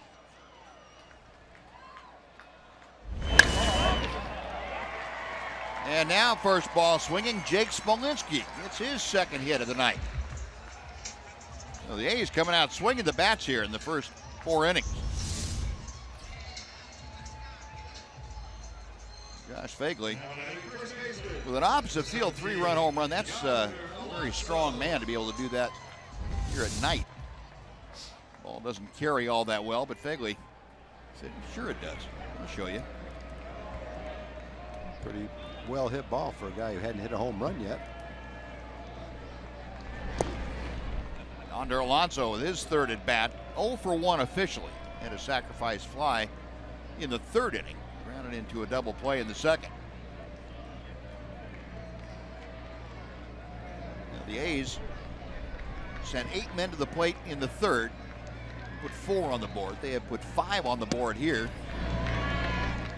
Alonso is the 9th man to come to the plate.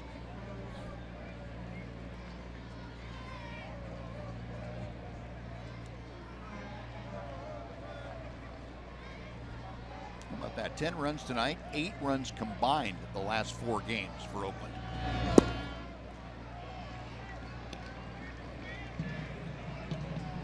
Three and 0.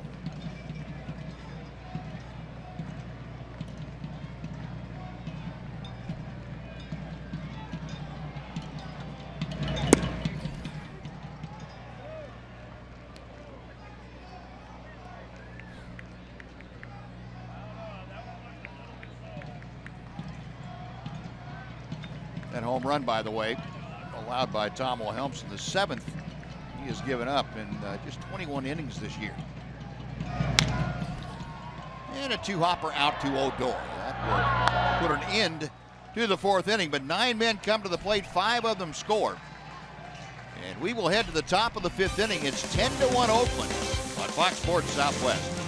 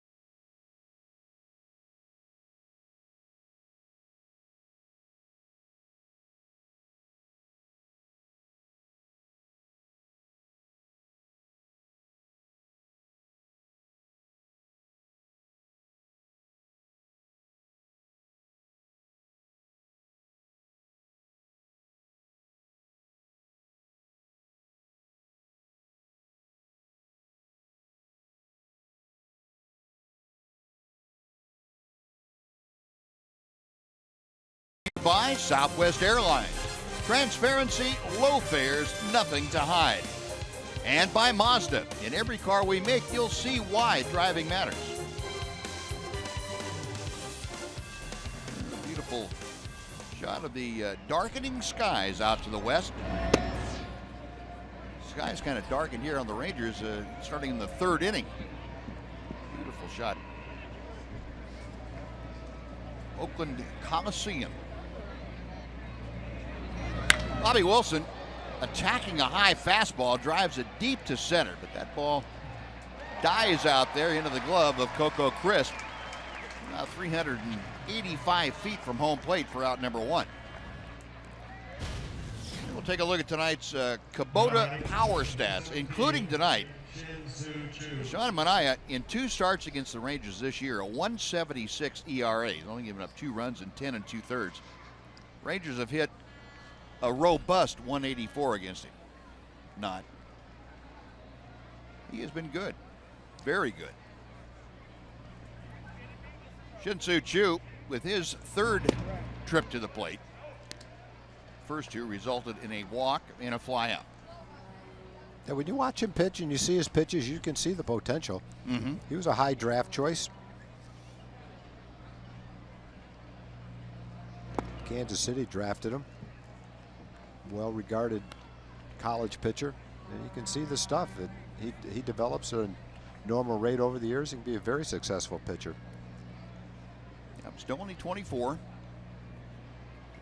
Good live arm. Shinsu Chu after that pitch would attest to the liveliness. 2-1 to Chu. He hasn't been playing that long. He was drafted in 2013. So he hasn't spent a lot of time in the minor leagues.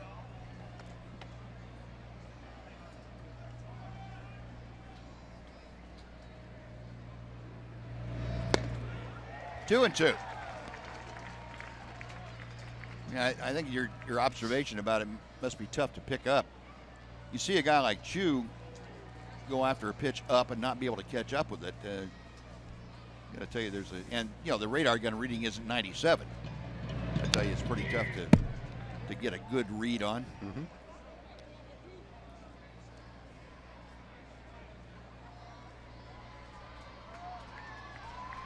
Chu in his first game back, in case you missed it earlier. A lot of things going on for the Rangers today.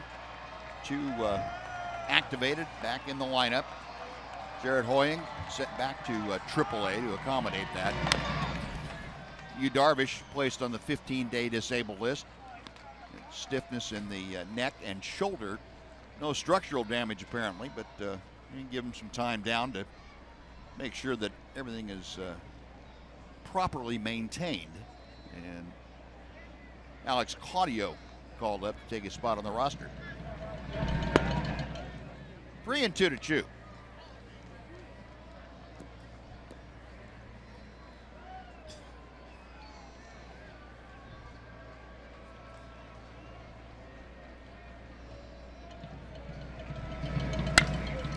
Ball's hit well to center field. I'll say. Going back is Crisp. He is at the wall. Goodbye. I'll say it was it. He almost had one the first time up, too. He hit it to the wall in left field. That one went up in the camera well. Remember, Adrian hit one up there the last time we were here. So Chu in his first game back has almost he's hit one home run, almost hit another and walked. Left-hand hitters 152 average against Manaea coming into this game. But Chu doesn't fish for the low slider. He'll take the high fastball. And he got the high fastball right there on the outside part of the plate. He smoked it. Now that was the same pitch, same location that Manaea had thrown it by him 2 pitches before. And Chu said, nah, not twice. And Bob Melvin out. Apparently he'd gone out with the trainer to check on Sean Manaea. Coming out of the ball game with 1 out in the 5th inning, there has to have been a physical concern for Manaea. I can't see him being taken out for any other reason at this juncture, just having given up 1 home run. But that is going to do it for the young man. They're going to take him on to the bench and then take him up to the clubhouse, and we will give you a report as soon as we are told something. But pitching change underway here at Oakland Coliseum. 10-2 the score. He is on top. We'll take a timeout. We're back right after this on Fox Sports Southwest.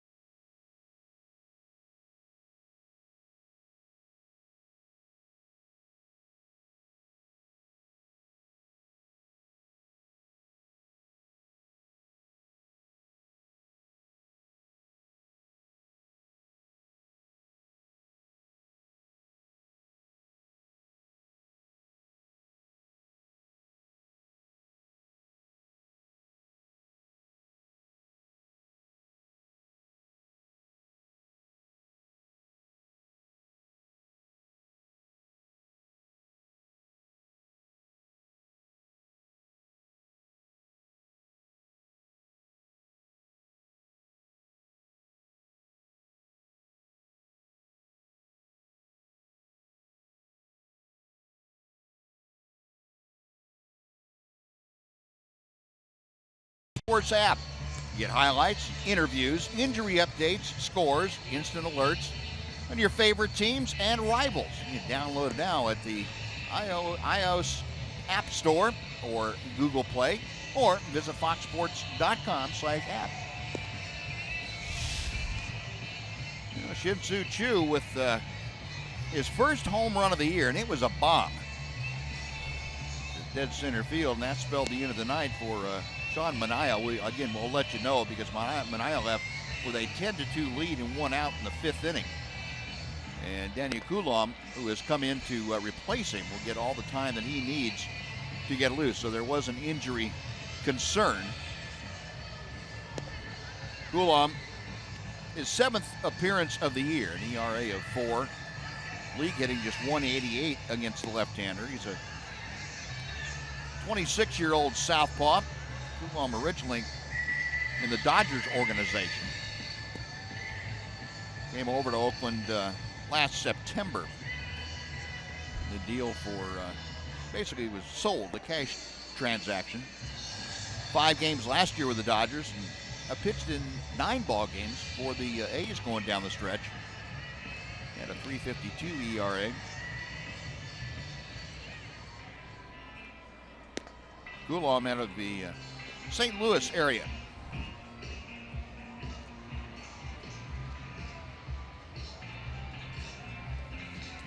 No, Ian Desmond will be the first hitter that Coulomb faces.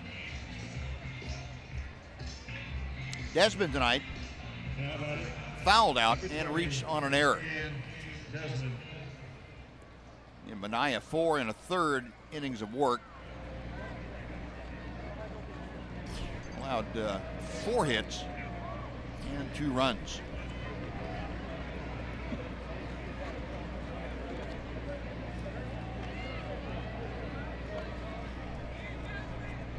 Coulomb set to go. 1 ball, no strikes.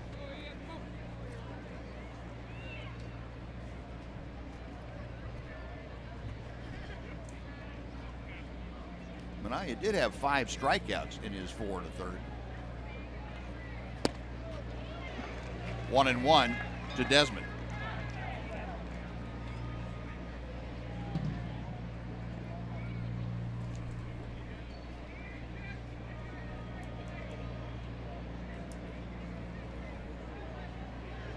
Coulomb ready.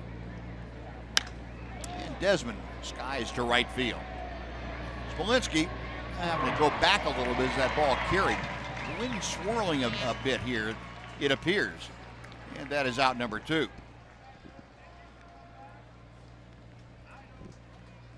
Now batting, number 19. Now Jurickson Profar will come up.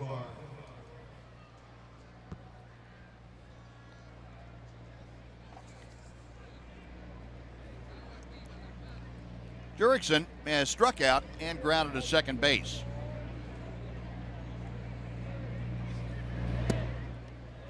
One ball and no strikes.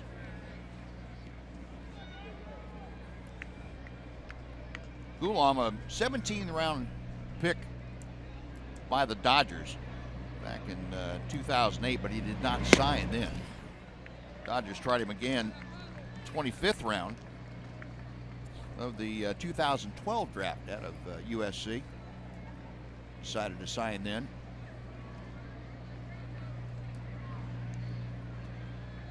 The 1-1 pitch.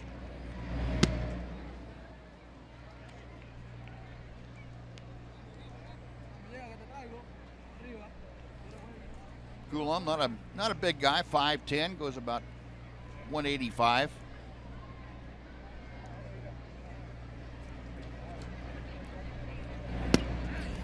Three and 1.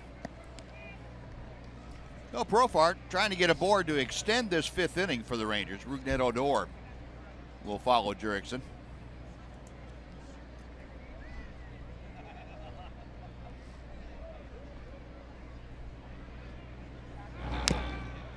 Full count.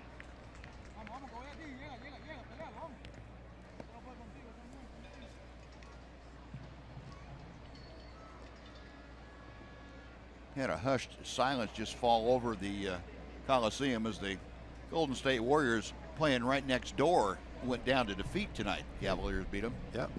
Forcing a Game 6, which will be Thursday in Cleveland. Looked like they needed Draymond Green. Couldn't stop LeBron tonight. I knew where Draymond Green was sitting right below us down here. Pop out to second. That will do it. Shinsu Chu, the home run, gets the Rangers on the board. But we'll go to the bottom of the 5th. It's 10-2 Oakland.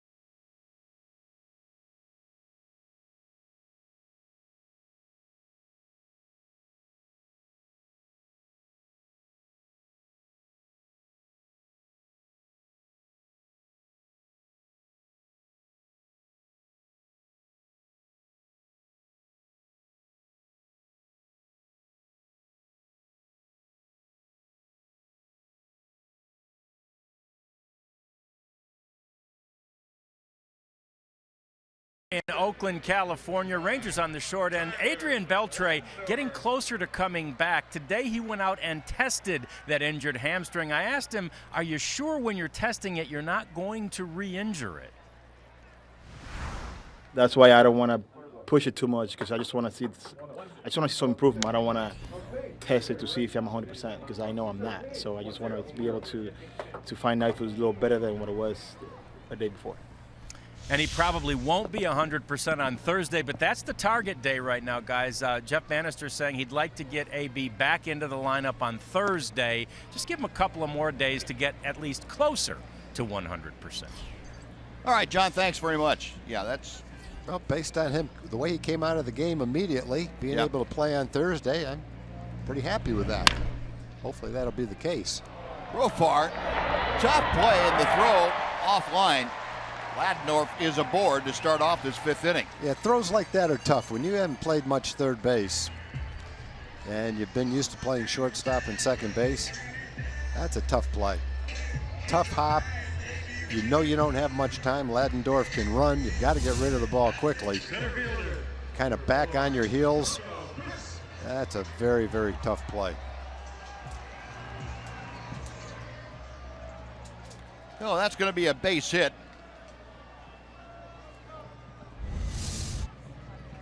12th hit of the night for the Oakland A's, a leadoff single, and back to the top of the order for Coco Crisp. Whoa, that ball almost got the on-deck hitter.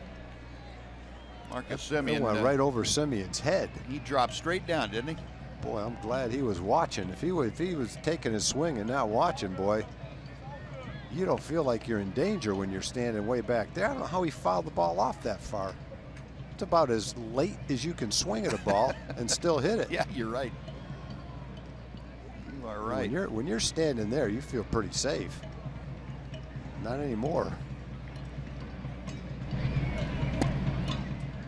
Check swing by Crisp. We'll get another look at it here. Wow. That almost got, that had 3 people to shoot for right there. The Semien's going, thank goodness I was looking. Here's a base hit for Crisp. That's his 2nd of the night. Semien will come up now with runners at the corners and nobody out. Back-to-back singles open up the 5th inning. Man, it's just one of those games. Everything they hit is either finding a hole or hit well and find it. Hit well and finding a hole, or hit softly and finding a hole. A lot of them hit pretty well. You mentioned that Chris came into the game buzzed 4 for 38. Yep. In his last 10 games. He's got a couple of hits and a walk tonight. Ladendorf was 1 for 21. He's 1 for 3 tonight. Now here's Semien, who's 2 for 3. Pair of singles. Everybody in the lineup for the A's has at least one base hit, with the exception of Yonder Alonso. He is 0 for 2, but he has a sacrifice fly.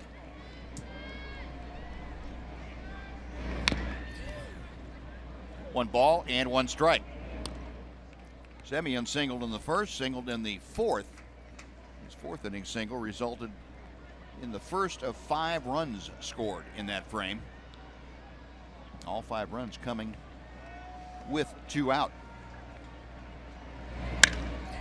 Another base hit to the right side. In to score Ladendorf. Stopping at second is Chris. It is 11-2, Oakland.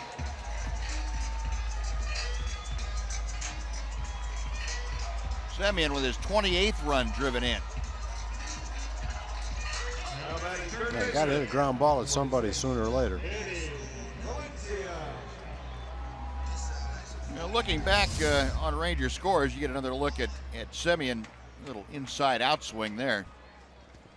Last time the Rangers had a clunker in the score like this was a game in Toronto, the last game at Rogers Center. The Blue Jays won that 12-2. Yeah, this is one of those games, you know, when you're behind like this, you're the manager, you're saying, okay, I want my last 2 guys in the bullpen to pitch as long as they can in this game so I don't have to use the guys I might need tomorrow. So Tom's thrown 22 pitches, but he's given up 6 hits.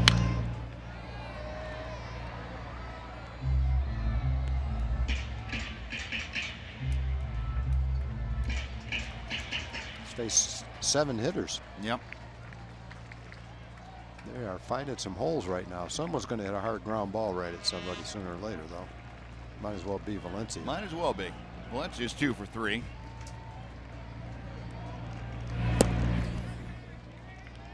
Two balls and a strike. Valencia an RBI single in the 4th inning. He has scored twice tonight, having reached on an error in the 3rd and scored. There's 14 hits and 11 runs. What could it possibly have felt like to the Orioles the day the Rangers scored 30? Right, yeah, 30 unanswered. They're not even, they're like a third of the way to it. Feels like they've been hitting forever. Everything they hit is finding a hole. I mean, I was there, but I still can't remember exactly what it felt like. Well, you of course, probably got numb. It felt a lot different to us because we were the ones getting the hits. That's but, right.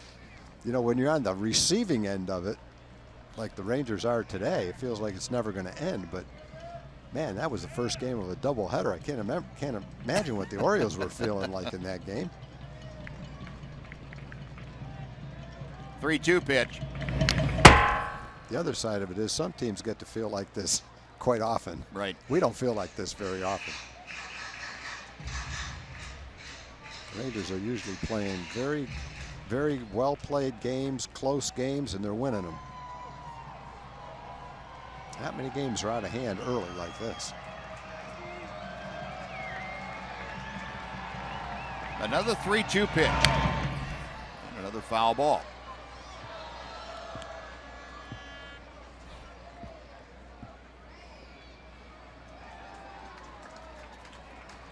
Three straight singles have produced a run here in the 5th inning. Still nobody out.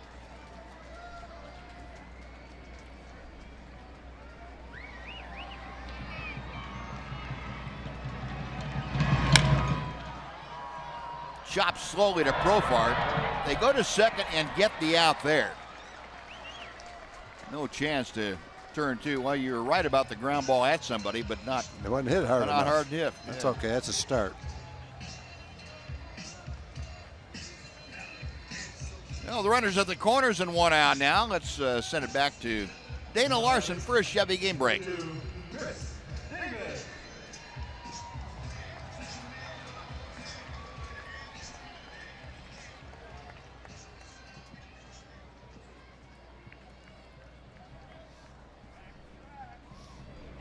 All right, Dana, thank you. Chris Davis, 4 RBI with a home run and a fielder's choice ground out tonight. 1 for 2 officially. He has scored a couple runs. He walked and scored in the 4th inning.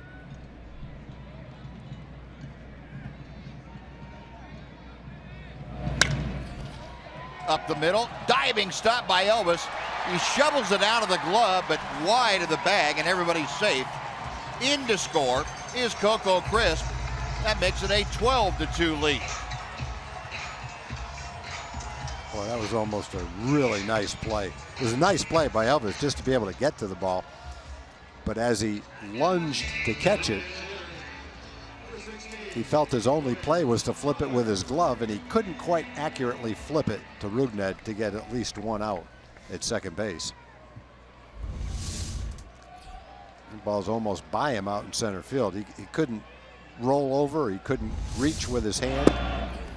He wouldn't have had time. His only play was to flip it with a glove, and wasn't quite able to do it. Another hit for Chris Davis, another RBI, 5 RBI for Davis tonight. First and second for Oakland with Billy Butler. 1 ball and 1 strike. Butler was the first hitter that Wilhelmsen faced when Tom came into the game. And Butler hit the first pitch right back up the middle for an RBI single. Davis has 13 RBIs against the Rangers in 4 games. He had 8 in the 3 games when he hit the 4 home runs. Got 5 tonight.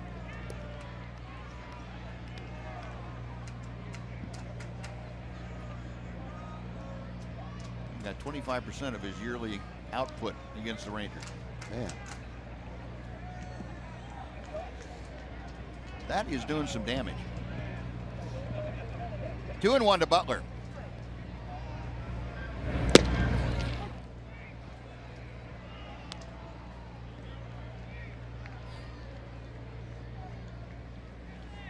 Billy Butler with the base hit in his only official at bat. He has also walked a couple of times. Butler now hitting at an even 260. He's going to have another hit. That's to center field, stopping at third. Danny Valencia, and the bases are loaded. Josh Fagley coming up. Butler with his second base hit.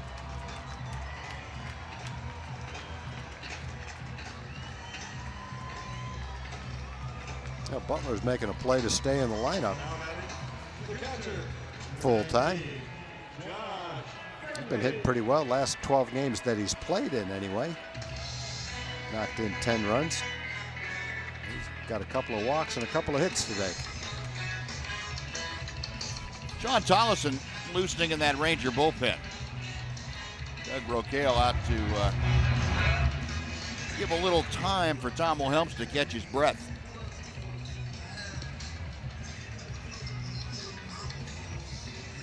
Been 5 hits in the inning, all of them singles. A's with the bases full, just 1 out. Fagley homered to right field his last time up. It was a 3-run bomb. 2 for 3 tonight for the A's catcher.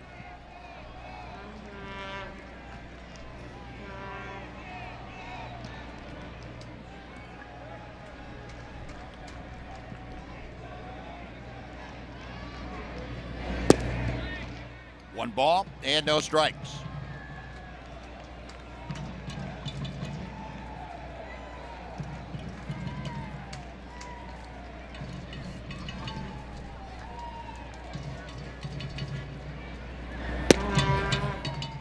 That will even the count at 1-1.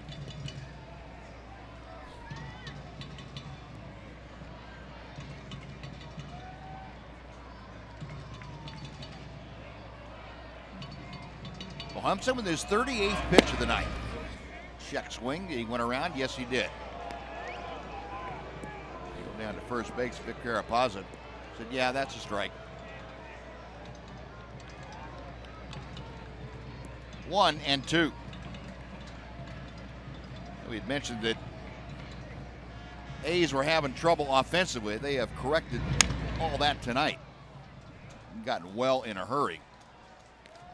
Our AT&T high-speed internet replay will show you one of the corrections made. Josh Phegley hit a bolt out of the blue into the night 3-run home run. And that was high speed getting out of here. Phegley, his first home run of the year.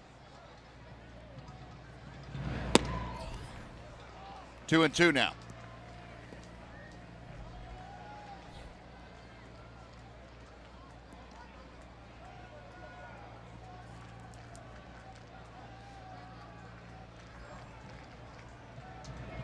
Williamson back to the plate. Phegley pulls that foul down the left field line, just past the A's bullpen. It seems like they're right on everything right now. Yeah, sure seems like it, doesn't it? Not many swings and misses, not many pop-ups.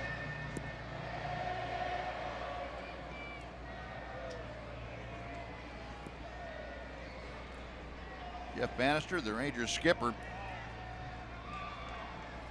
looking for answers somewhere.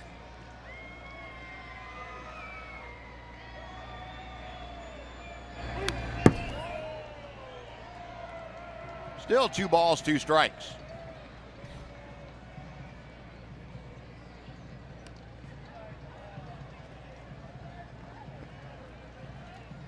He's 12 runs on 16 hits tonight.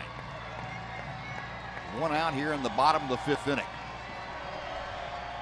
Oakland put up a single run in the first, did not score in the second, and since then, it has been an offensive onslaught.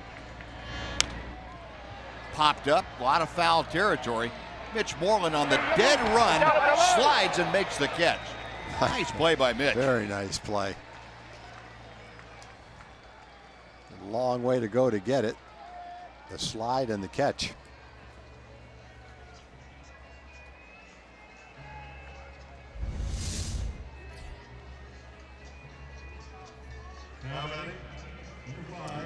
Had a slide to keep from going into the dugout or into the camera well there, into John Radigan.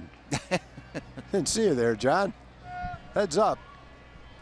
I'm always ready. I've already taken one off the foot today. We didn't even see that. Put a piece of pizza on it. You'll be all right. There you go. Jake Smolinski takes the first pitch low and inside for ball 1. Jake, a couple hits, 2 for 2 this evening with a walk also. Well, the average for Smolinski now up over the 300 mark, 308 as he faces Williamson. Pulled through the hole on the left side, a base hit. 1 run is home. Here comes Davis. The throw is late.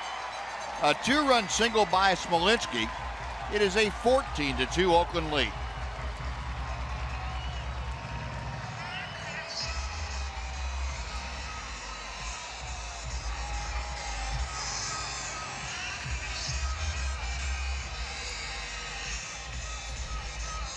So, Tom Wilhelmsen finished for the night after 40 pitches, and Jeff Bannister going out, taking the ball from him, calling for Sean Tollison.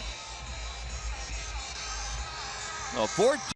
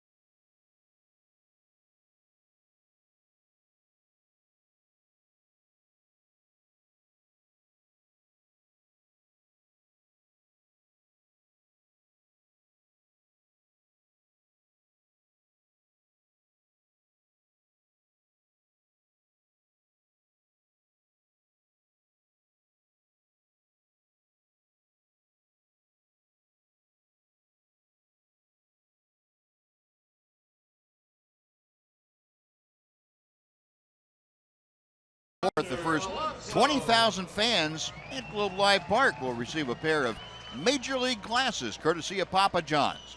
Stick around after the game and see a baseball movie-themed fireworks show. Find your tickets today at TexasRangers.com, or you can call 972-RANGERS. Well, here is Sean Tollison on now to face Yonder Alonso with runners at first and second. 2 outs and 4 runs in here in the Oakland fifth inning. For Tollison, his 23rd appearance of the year. Sean trying to regroup from losing the closer's role, and he had a stretch of 4 outings where nothing went well for him. He had a couple of blown saves in those 4 outings, and just had a devil of a time getting outs. He gave up 10 runs in those 4 appearances. That's the 5th inning. The A's have had their season high for runs with 14, tied their season high with hits with 17.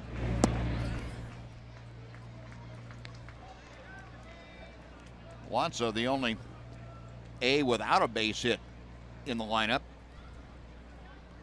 Bob Melman's club completely breaking free of their offensive struggles.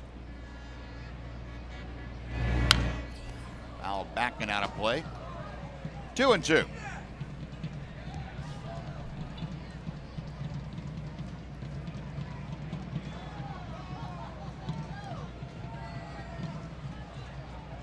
Alonso with that sacrifice fly, plating his 13th RBI of the year.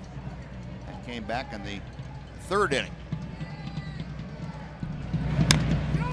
Broken bat roller to first. Moreland will take that to the bag, and mercifully, the inning comes to an end. But 4 more runs score as the A's again send 9 men to the plate. On we go to the 6th, 14-2 Oakland.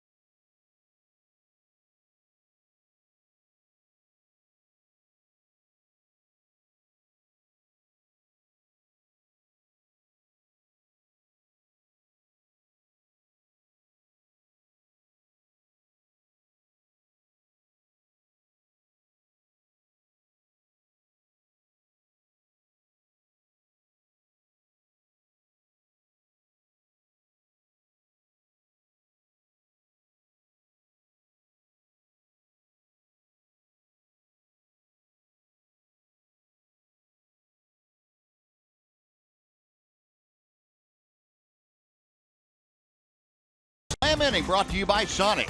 Tonight's jackpot is worth $1,500 and dinner for 2 at Sonic Drive-In. If a Ranger hits a home run during this inning, Carla Chamberlain from Gordon, Texas will win $1,500. And if a Ranger hits a grand slam this inning, Carla is going to win $25,000. You can register at any participating Sonic restaurant. Rangers could use a couple of slams in this inning. Carla wouldn't mind, neither would the Rangers.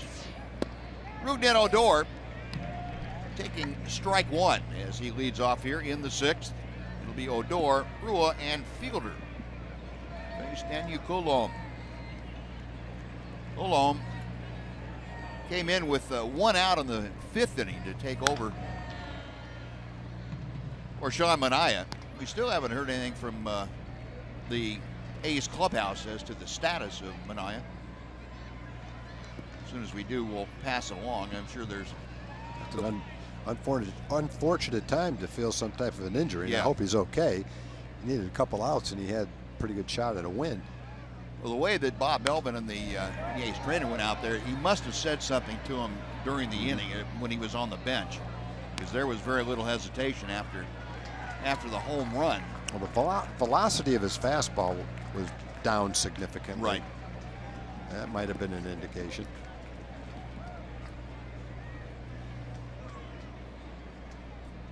Odor tonight has lined out and struck out.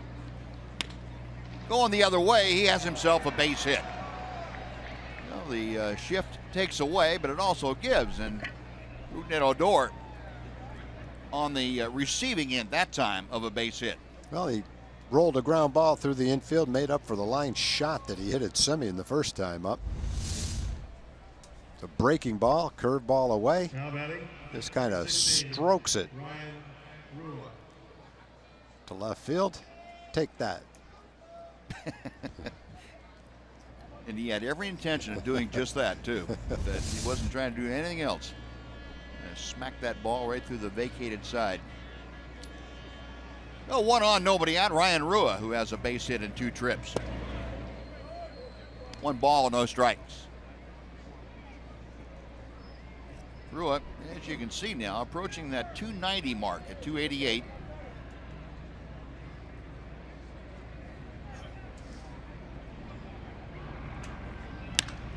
Hits this one well to right center field. Crisp is going back. He is at the wall. Goodbye. Ryan Rua, a bomb to straightaway center field, his 5th of the year. It is a 14-4 game, and that makes a winner out of Carla Chamberlain of Gordon, Texas. $1,500 and dinner for 2 at Sonic Drive-In.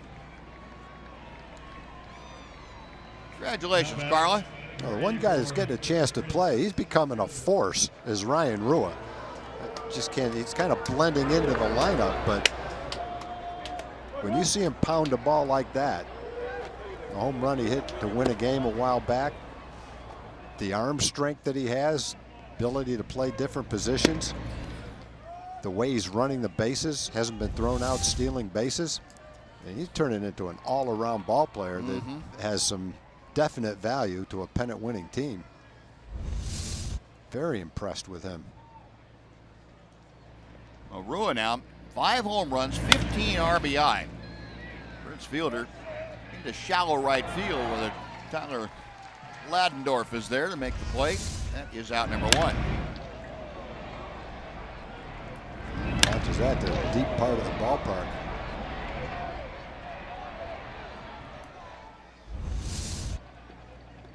We're talking about the ball flying out of Seattle. The ball's flying out of here tonight too, and it's a fairly chilly night. Yep. Well, maybe it's got something to do with the hitters. The park seemed pretty much the same, but Chu launched one into the camera well out in left center field, and Ryan goes the opposite field and hits one 400 feet. On a normal Ranger game, that's probably a home run that puts the Rangers ahead or gives them a little bit of an insurance run. Instead, in this one, it just gets them within 10 points. Elvis, slow chopper out to Ladendorf. That is out number 2. So Elvis 2 for 3. And Mitch Moreland coming up. I still think the balls are loaded. Balls are loaded? Yeah. Number 18. They might be. They're using Titleist. The way those things are flying.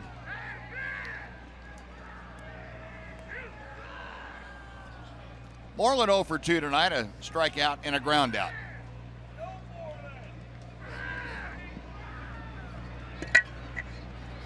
He's going to the extreme overshift against Mitch. 1 ball, no strikes. Ladendorf way out there in shallow right field, and Semien 3 or 4 steps to the first base side of second.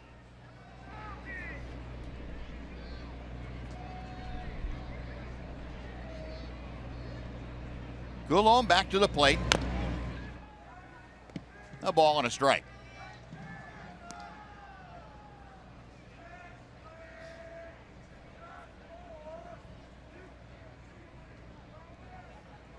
You're going to have to help me with this. Manaea left Buzz with a pronator muscle strain. What is the pronator? Sounds nasty.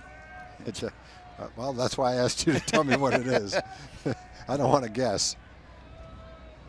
Forearm muscle. One of the forearm muscles.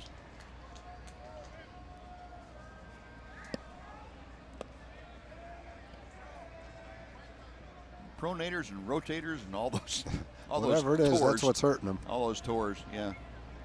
Pronator muscle strain. Where's Dr. Meister when you need him?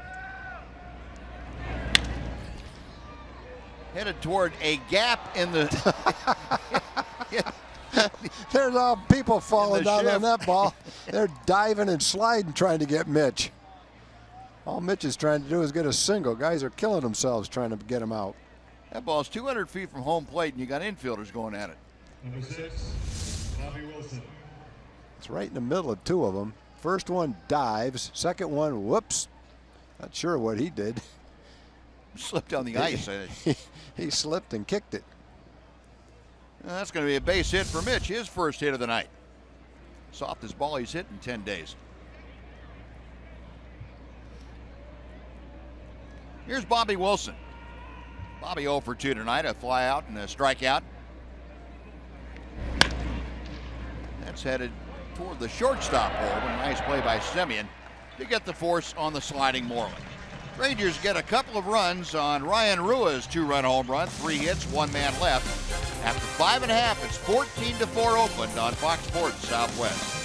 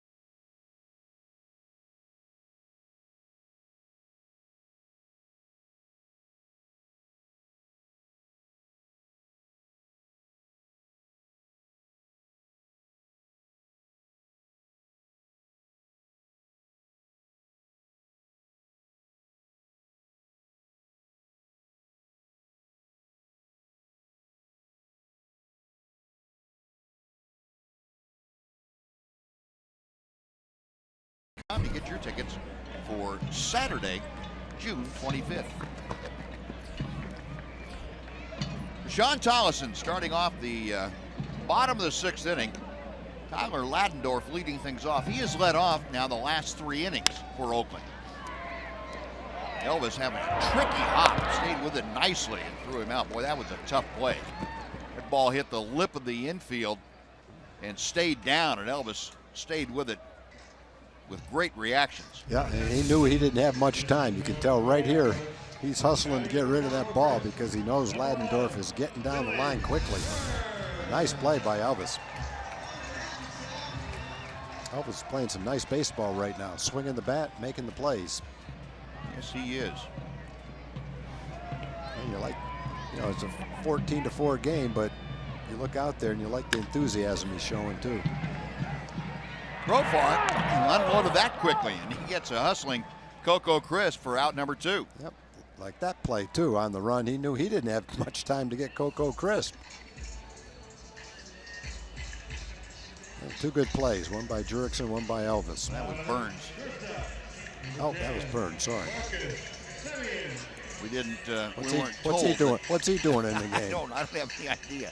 He wasn't on my scorecard. It looked like Chris Brennan. You did.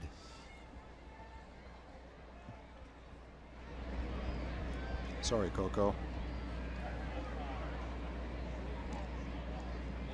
So Billy Burns grounded out, and that gave Profar even less time. He's faster than Crisp is. Burns has been struggling. Burns is down to 247. He was playing center field every day and much higher than that last year and earlier this year. That's a guy that can run 300. You would think so. Man. There's Burns. Well, 2 outs very quickly on ground balls. Marcus Semien, a 3-hit night already under his belt. Out of play. A ball and 2 strikes. Well, Sean Tollison has come on now and faced 3 hitters and gotten 3 quick ground balls. So he has come in to put this fire out temporarily anyway. 2-2. And the fire was the Oakland bats. They have been smoking tonight. Everything they hit the cowhide with tonight turned into a base hit.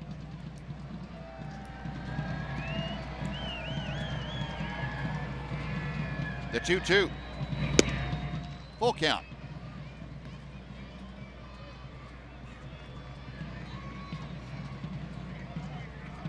Our steel pitch tracker showing you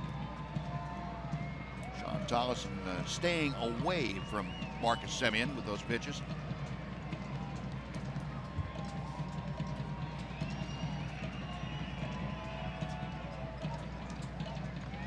Dolly's payoff pitch. Got him swinging. So a 1-2-3 inning. That's the first time tonight that the A's have been sent down in order. And we finished 6 at the Coliseum in Oakland. 14-4. A's leading the Rangers.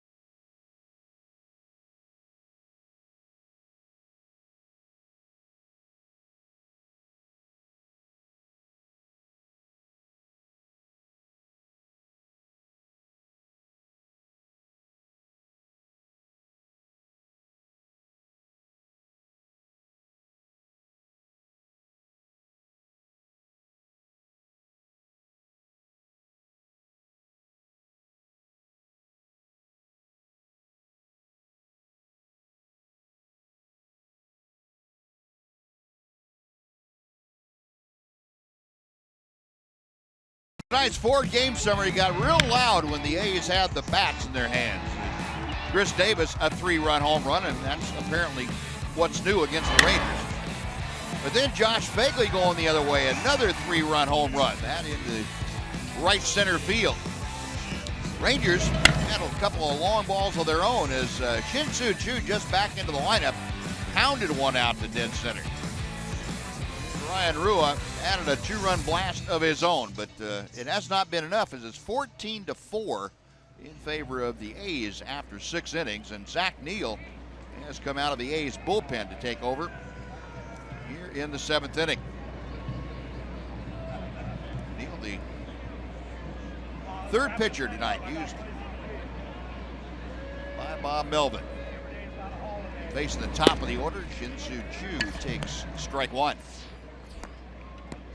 Chu 1 for 2 in his return. That home run and a walk have put him on base tonight.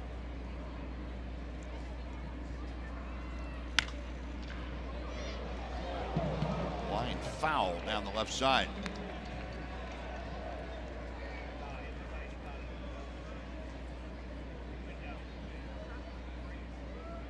A's 14 runs on 17 hits. They've committed 2 errors. Rangers 4 runs on 7 hits. They have 1 error. Chu into the shift. Latendorf in medium right field throws him out. Another good at bat for Chu. He's hit the ball solidly 3 times and walked tonight. Nice to see Shinsu back in the lineup, and very nice to see him swinging the bat like that too. Your attention, please. For Texans, batting for Desmond, number 8, Brian Holiday. There's Billy Burns out in center field. He's taken over for Coco Crisp. Brian Holiday has come off the bench now. He's going to pinch hit for Ian Desmond. And first ball swinging, he pops it up. Chris Davis, the left fielder, calling off Marcus Semien. That's out number 2. Well, Brian will probably go out and play a position too. The Rangers have 3 catchers right now. Brian's been working out at different positions. See where he ends up. Yeah, he's been taking some ground balls at third base and at first base, some fly balls in the outfield. So he's probably going to end up in the outfield then. Yeah. Ryan Rue will probably slide over to center field. Here's Jurickson Profar turning around to bat from the left side against the right-hander Neal.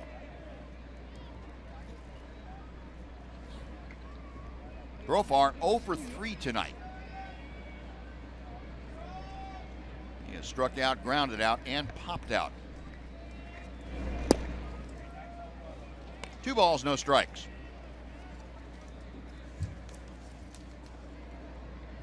Jurickson, that average now down to 333. He has fallen on some hard times. 0 for his last 11. 3-0.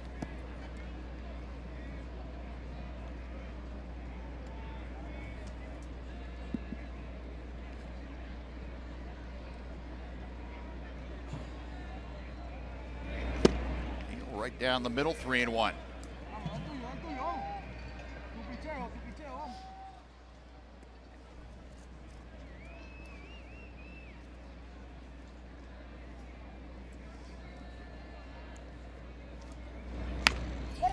Little excuse me, check swing. That's going to work out. Profar's going to have himself a base hit. There goes the 0 for 11. Yep. Rugnet Odor slapped one the other way, and even though Jurickson wasn't thinking about doing exactly the same thing, it worked out that way. Base hit for him. Number 8 for the Rangers.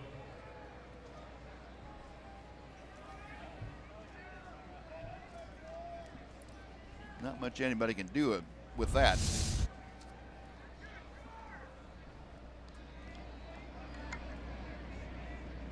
Here's Odor, who's 1 for 3.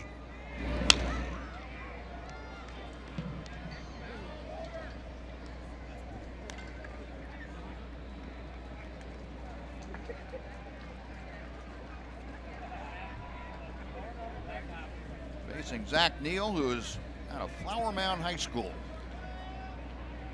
Went to University of Oklahoma. This is high and outside.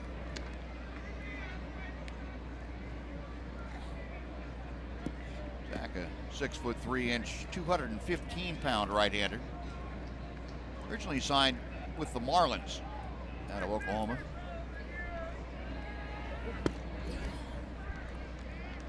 Two and 1.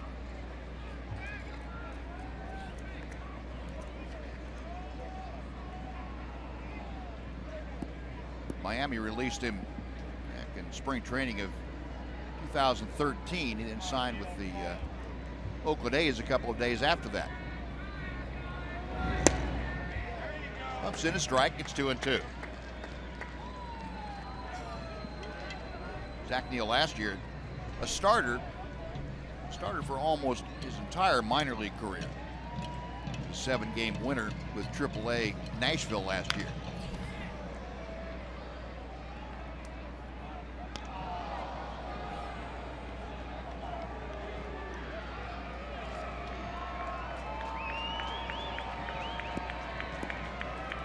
Two balls, 2 strikes, 1 on, 2 out in the 7th.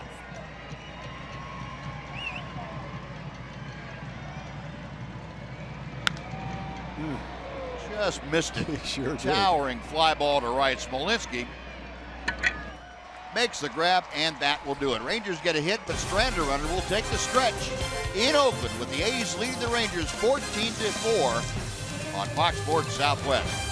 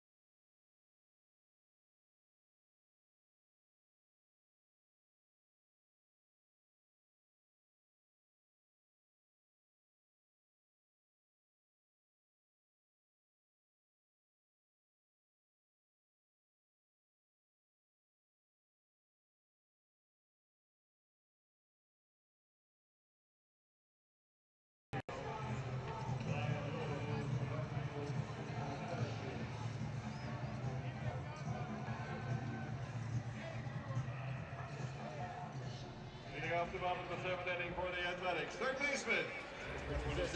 14-4, the Athletics lead the Rangers in game 1 of 4 here in Oakland. If there's 4 days here in Oakland, that means 4 great lunches here in Oakland. And today I went and searched for the best sandwich in San Francisco. Tom, I found a place that is just right up your alley. It's called the Boys Deli at the Polk Street Market, and this place is absolutely beautiful. There's the inside, so there's the market part. You saw the deli on the outside with all the fruits and the flowers outside. Now, this isn't just pastrami on rye or corned beef on white. They have a huge menu board. Look at the menu, all the different sandwiches that you can get at the Boys Deli over there at the Polk Street Market. And then this, I got one called the Rated R. Look at that beautiful thing. Wow. That's buffalo chicken with the pepper jack cheese. It's got jalapenos. It's got hot peppers. I think there's some bacon on there, some ranch dressing just to cool it up. Tom, that thing weighs 4 pounds. I ate about 2 pounds of it.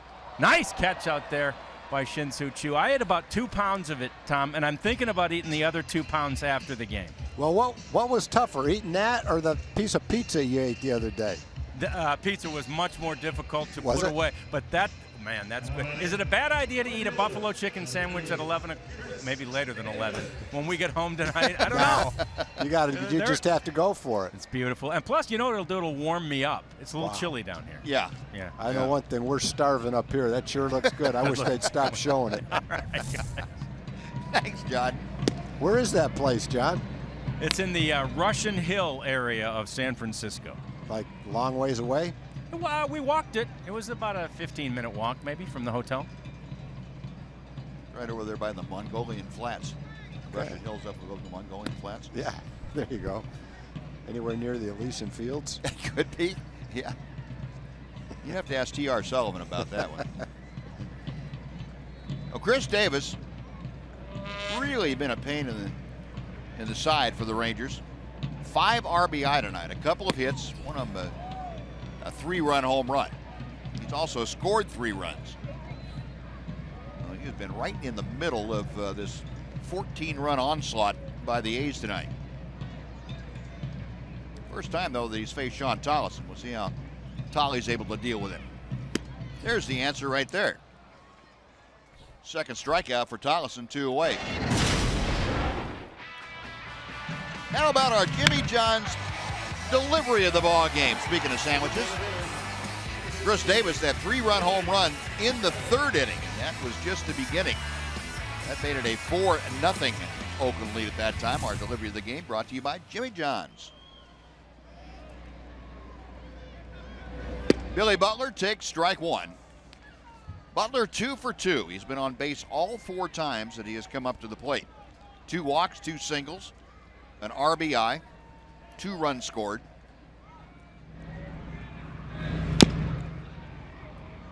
Now down on the count, 0-2.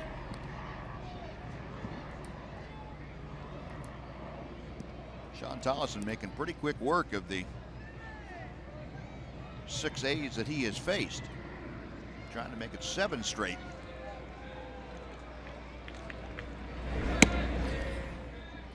A ball and 2 strikes.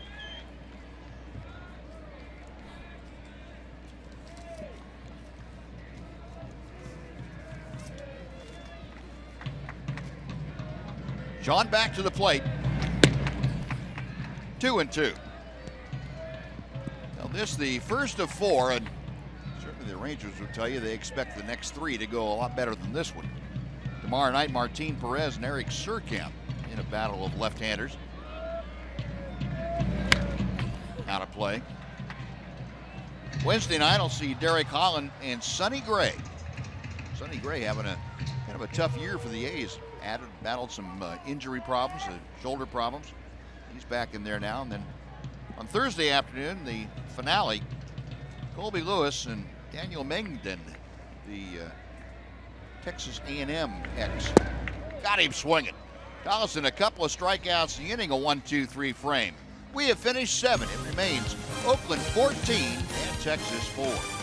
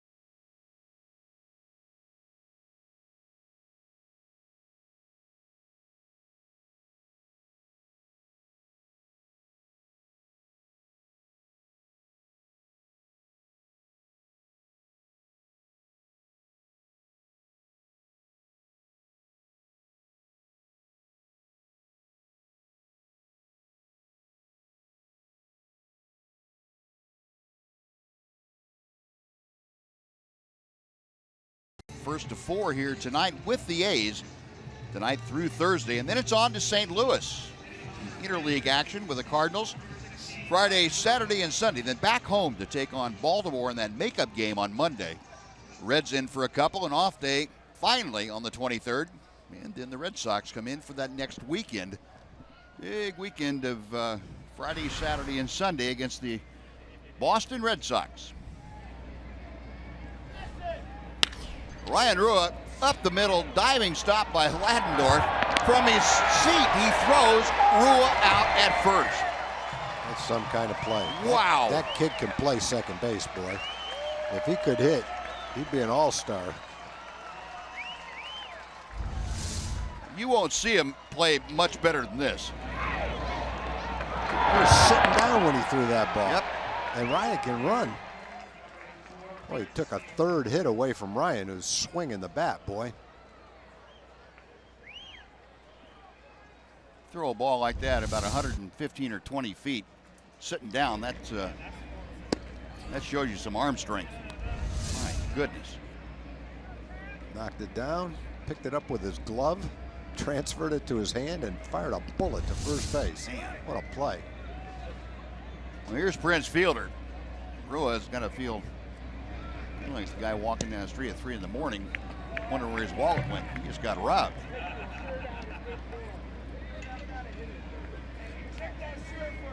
Prince 0 for 2 tonight, hit by a pitch back in the 4th.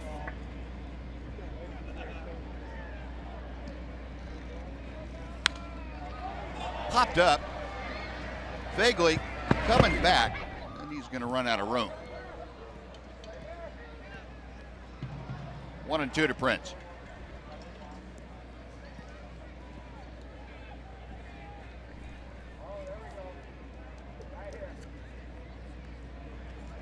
Fielder now off the deal for 2, hitting at an even 200.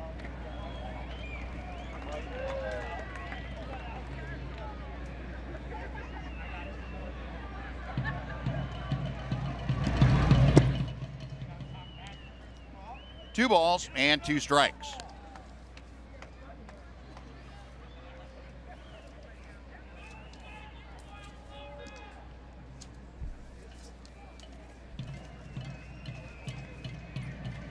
Neal back to the plate. And another pop foul. This one over the A's dugout on the third base side.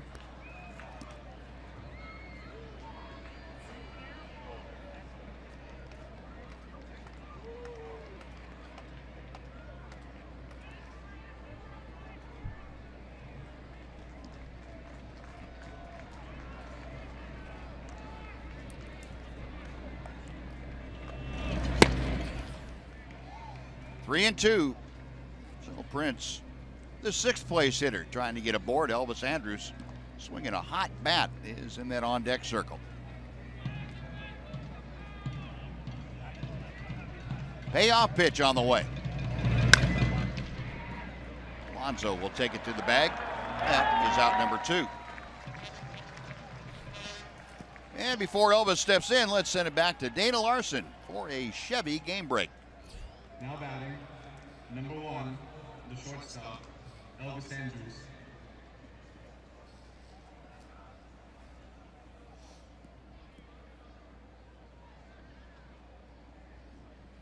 All right, Dana, thank you. That's a tough loss for the Tigers. They've been playing some nice baseball, trying to sneak back into the race. Elvis, little pop-up out to second.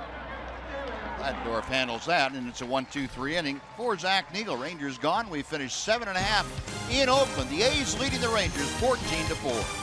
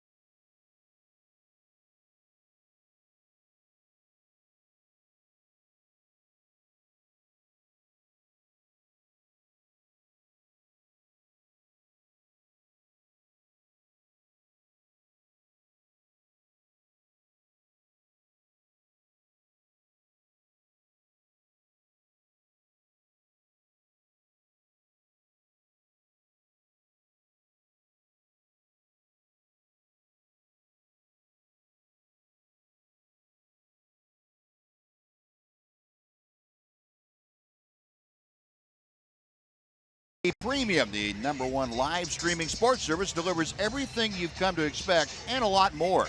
You can watch every out-of-market game live in HD on over 400 supported devices.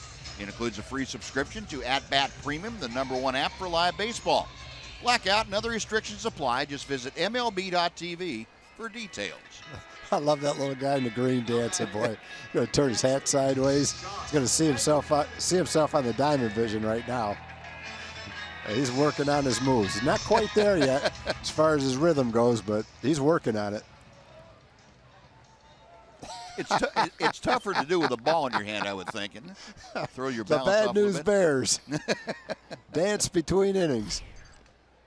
Alex Claudio on for the 8th inning. Alex Claudio just recalled today from AAA Round Rock, taking the place of Yu Darvish. Darvish going on the disabled list with continued neck soreness and shoulder stiffness. Claudio, in his 11th appearance for the Rangers, we had not seen him since the 1st of June. Last outing that Alex had was against Cleveland. 4.30 ERA. The league hitting .328 against him. Well, it's 14-4, but there have been some positives in this game. Shinsu Chu back in the lineup has been a positive. Sean Tollison threw the ball great. 7 up, 7 down, struck out 3. Looked like he threw a couple of good curveballs. Pretty good command of his fastball, good velocity. So that was good to see. No, and Elvis continuing to swing the bat well. Elvis played a good, solid shortstop. A couple more hits for Ryan Rua. Could have been 3 if Ladendorf didn't rob that one from him. Yeah.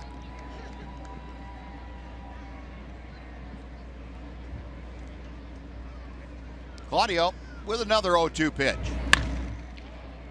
Loop to right field, down the line, but slicing foul.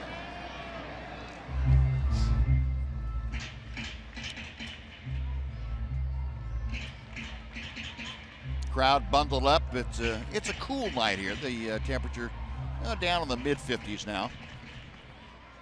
Not much of a breeze here at the Coliseum. What there is swirling, judging by the direction of the flags, going different ways. Hit well to center field. Rua going back and makes the catch. There's your toughest kind of play, Tom. That ball hit right over your head. The first ball that Ryan's had in center field, he has to have one like that.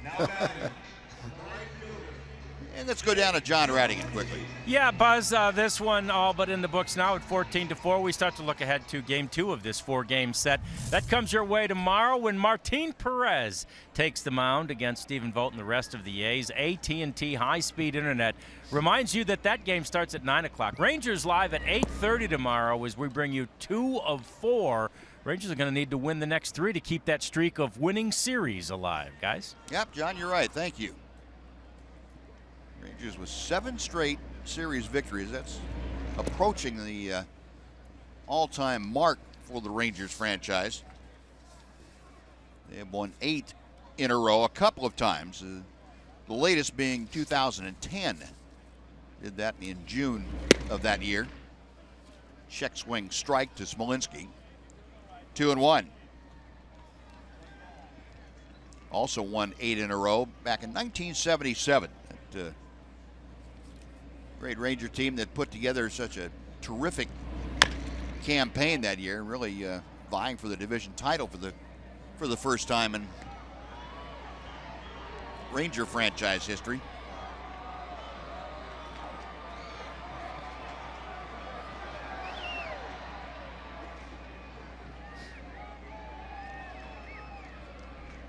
This is the first time since 2012 the Rangers have managed to win 7 series in a row. To left field, Brian Holiday. We got a catcher out there. He's got that one. 2 gone. He had a big smile on his face. Somebody's yelling. Elvis was yelling at him. You know, with all due respect, that looked a lot better than Mike Napoli out there. Yeah. Took a couple steps back, got it under control. Attaboy, Brian. Got a little smile on his face. I remember that one Nap caught that high pop up. It was coming straight down. He jumped up in the air to catch it and then laughed the whole way off coming off the field. It really was, but it looked about 50-50 whether he was going to catch it. Didn't matter how it was hit. And from what Knapp said afterwards, it was probably less than 50-50 in his mind. The amazing thing was how few balls were actually hit to him while he was out there. Yeah. It was amazing. He would stay in the lineup, get his 2 hits, knock in a run, come out in the 6th inning, and then the new left fielder would get all the balls. Yonder Alonso. 2-1 the count. Alonso still without a base hit tonight. 0 for 3 with his sacrifice fly.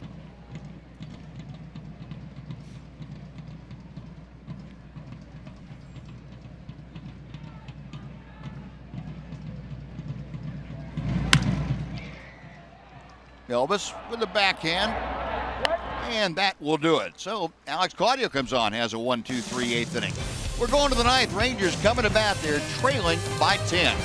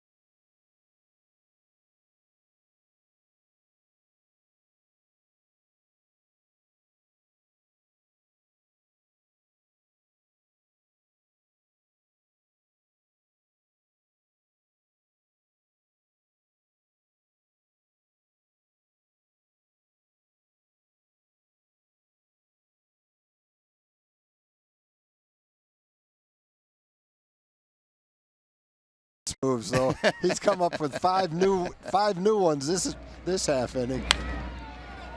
Mitch Moreland starting things off and pops the first pitch back into the seats. Out of play for strike one. You know, he's tossing the ball up. Got his shoulders moving. Oh man. He's picking it up quick. Yep. He's looking around for some. Oh, there you go. Move the hat around a little bit. Looking at some of his buddies for ideas.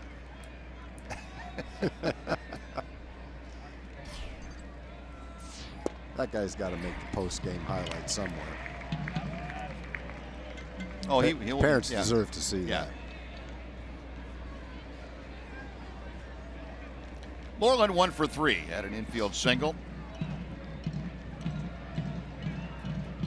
That was back in the 6th inning. 0-2 pitch. 1 ball and 2 strikes.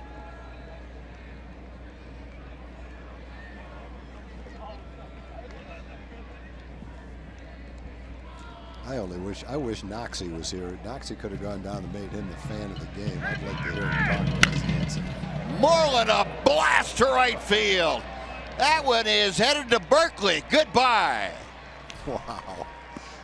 That went a long way, but that wasn't hit as well as the one he hit that he hit in Seattle off the facing, but it still went a long way. 14-5 Oakland. The Rangers have actually had a pretty good day offensively.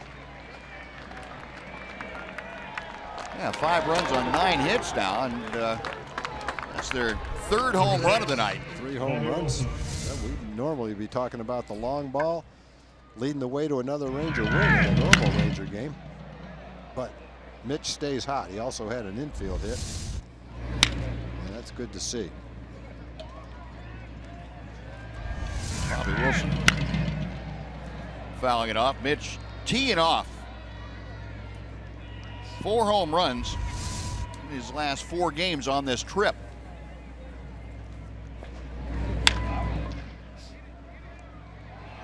Valencia trying to cut in front of Semien to make the play and lost it.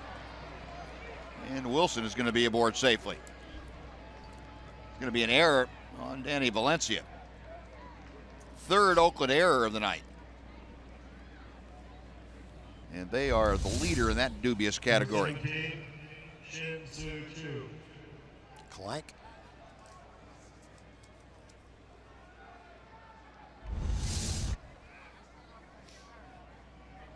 Oh, Wilson aboard, still nobody out. Shinsu Chu, who was 1 for 3 with that long home run to center field. That was back in the 5th inning. Hits one hard right at Ladendorf. And out at first on the double play.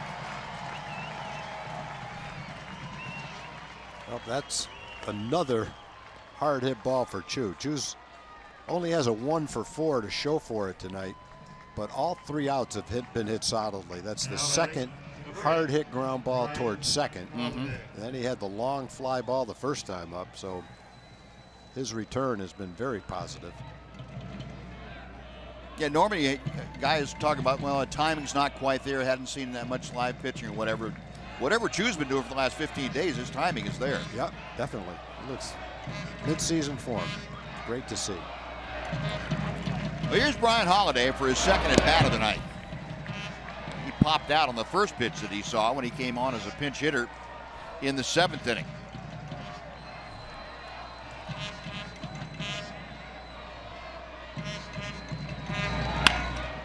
Hard hit. Valencia, though, picks that one off to his left. Across the diamond, and that is the end of the ball game as the A's crunch the Rangers. The A's put 13 runs on the board in the span of 3 innings, the 3rd, 4th, and 5th. And that was the end of the ball game tonight.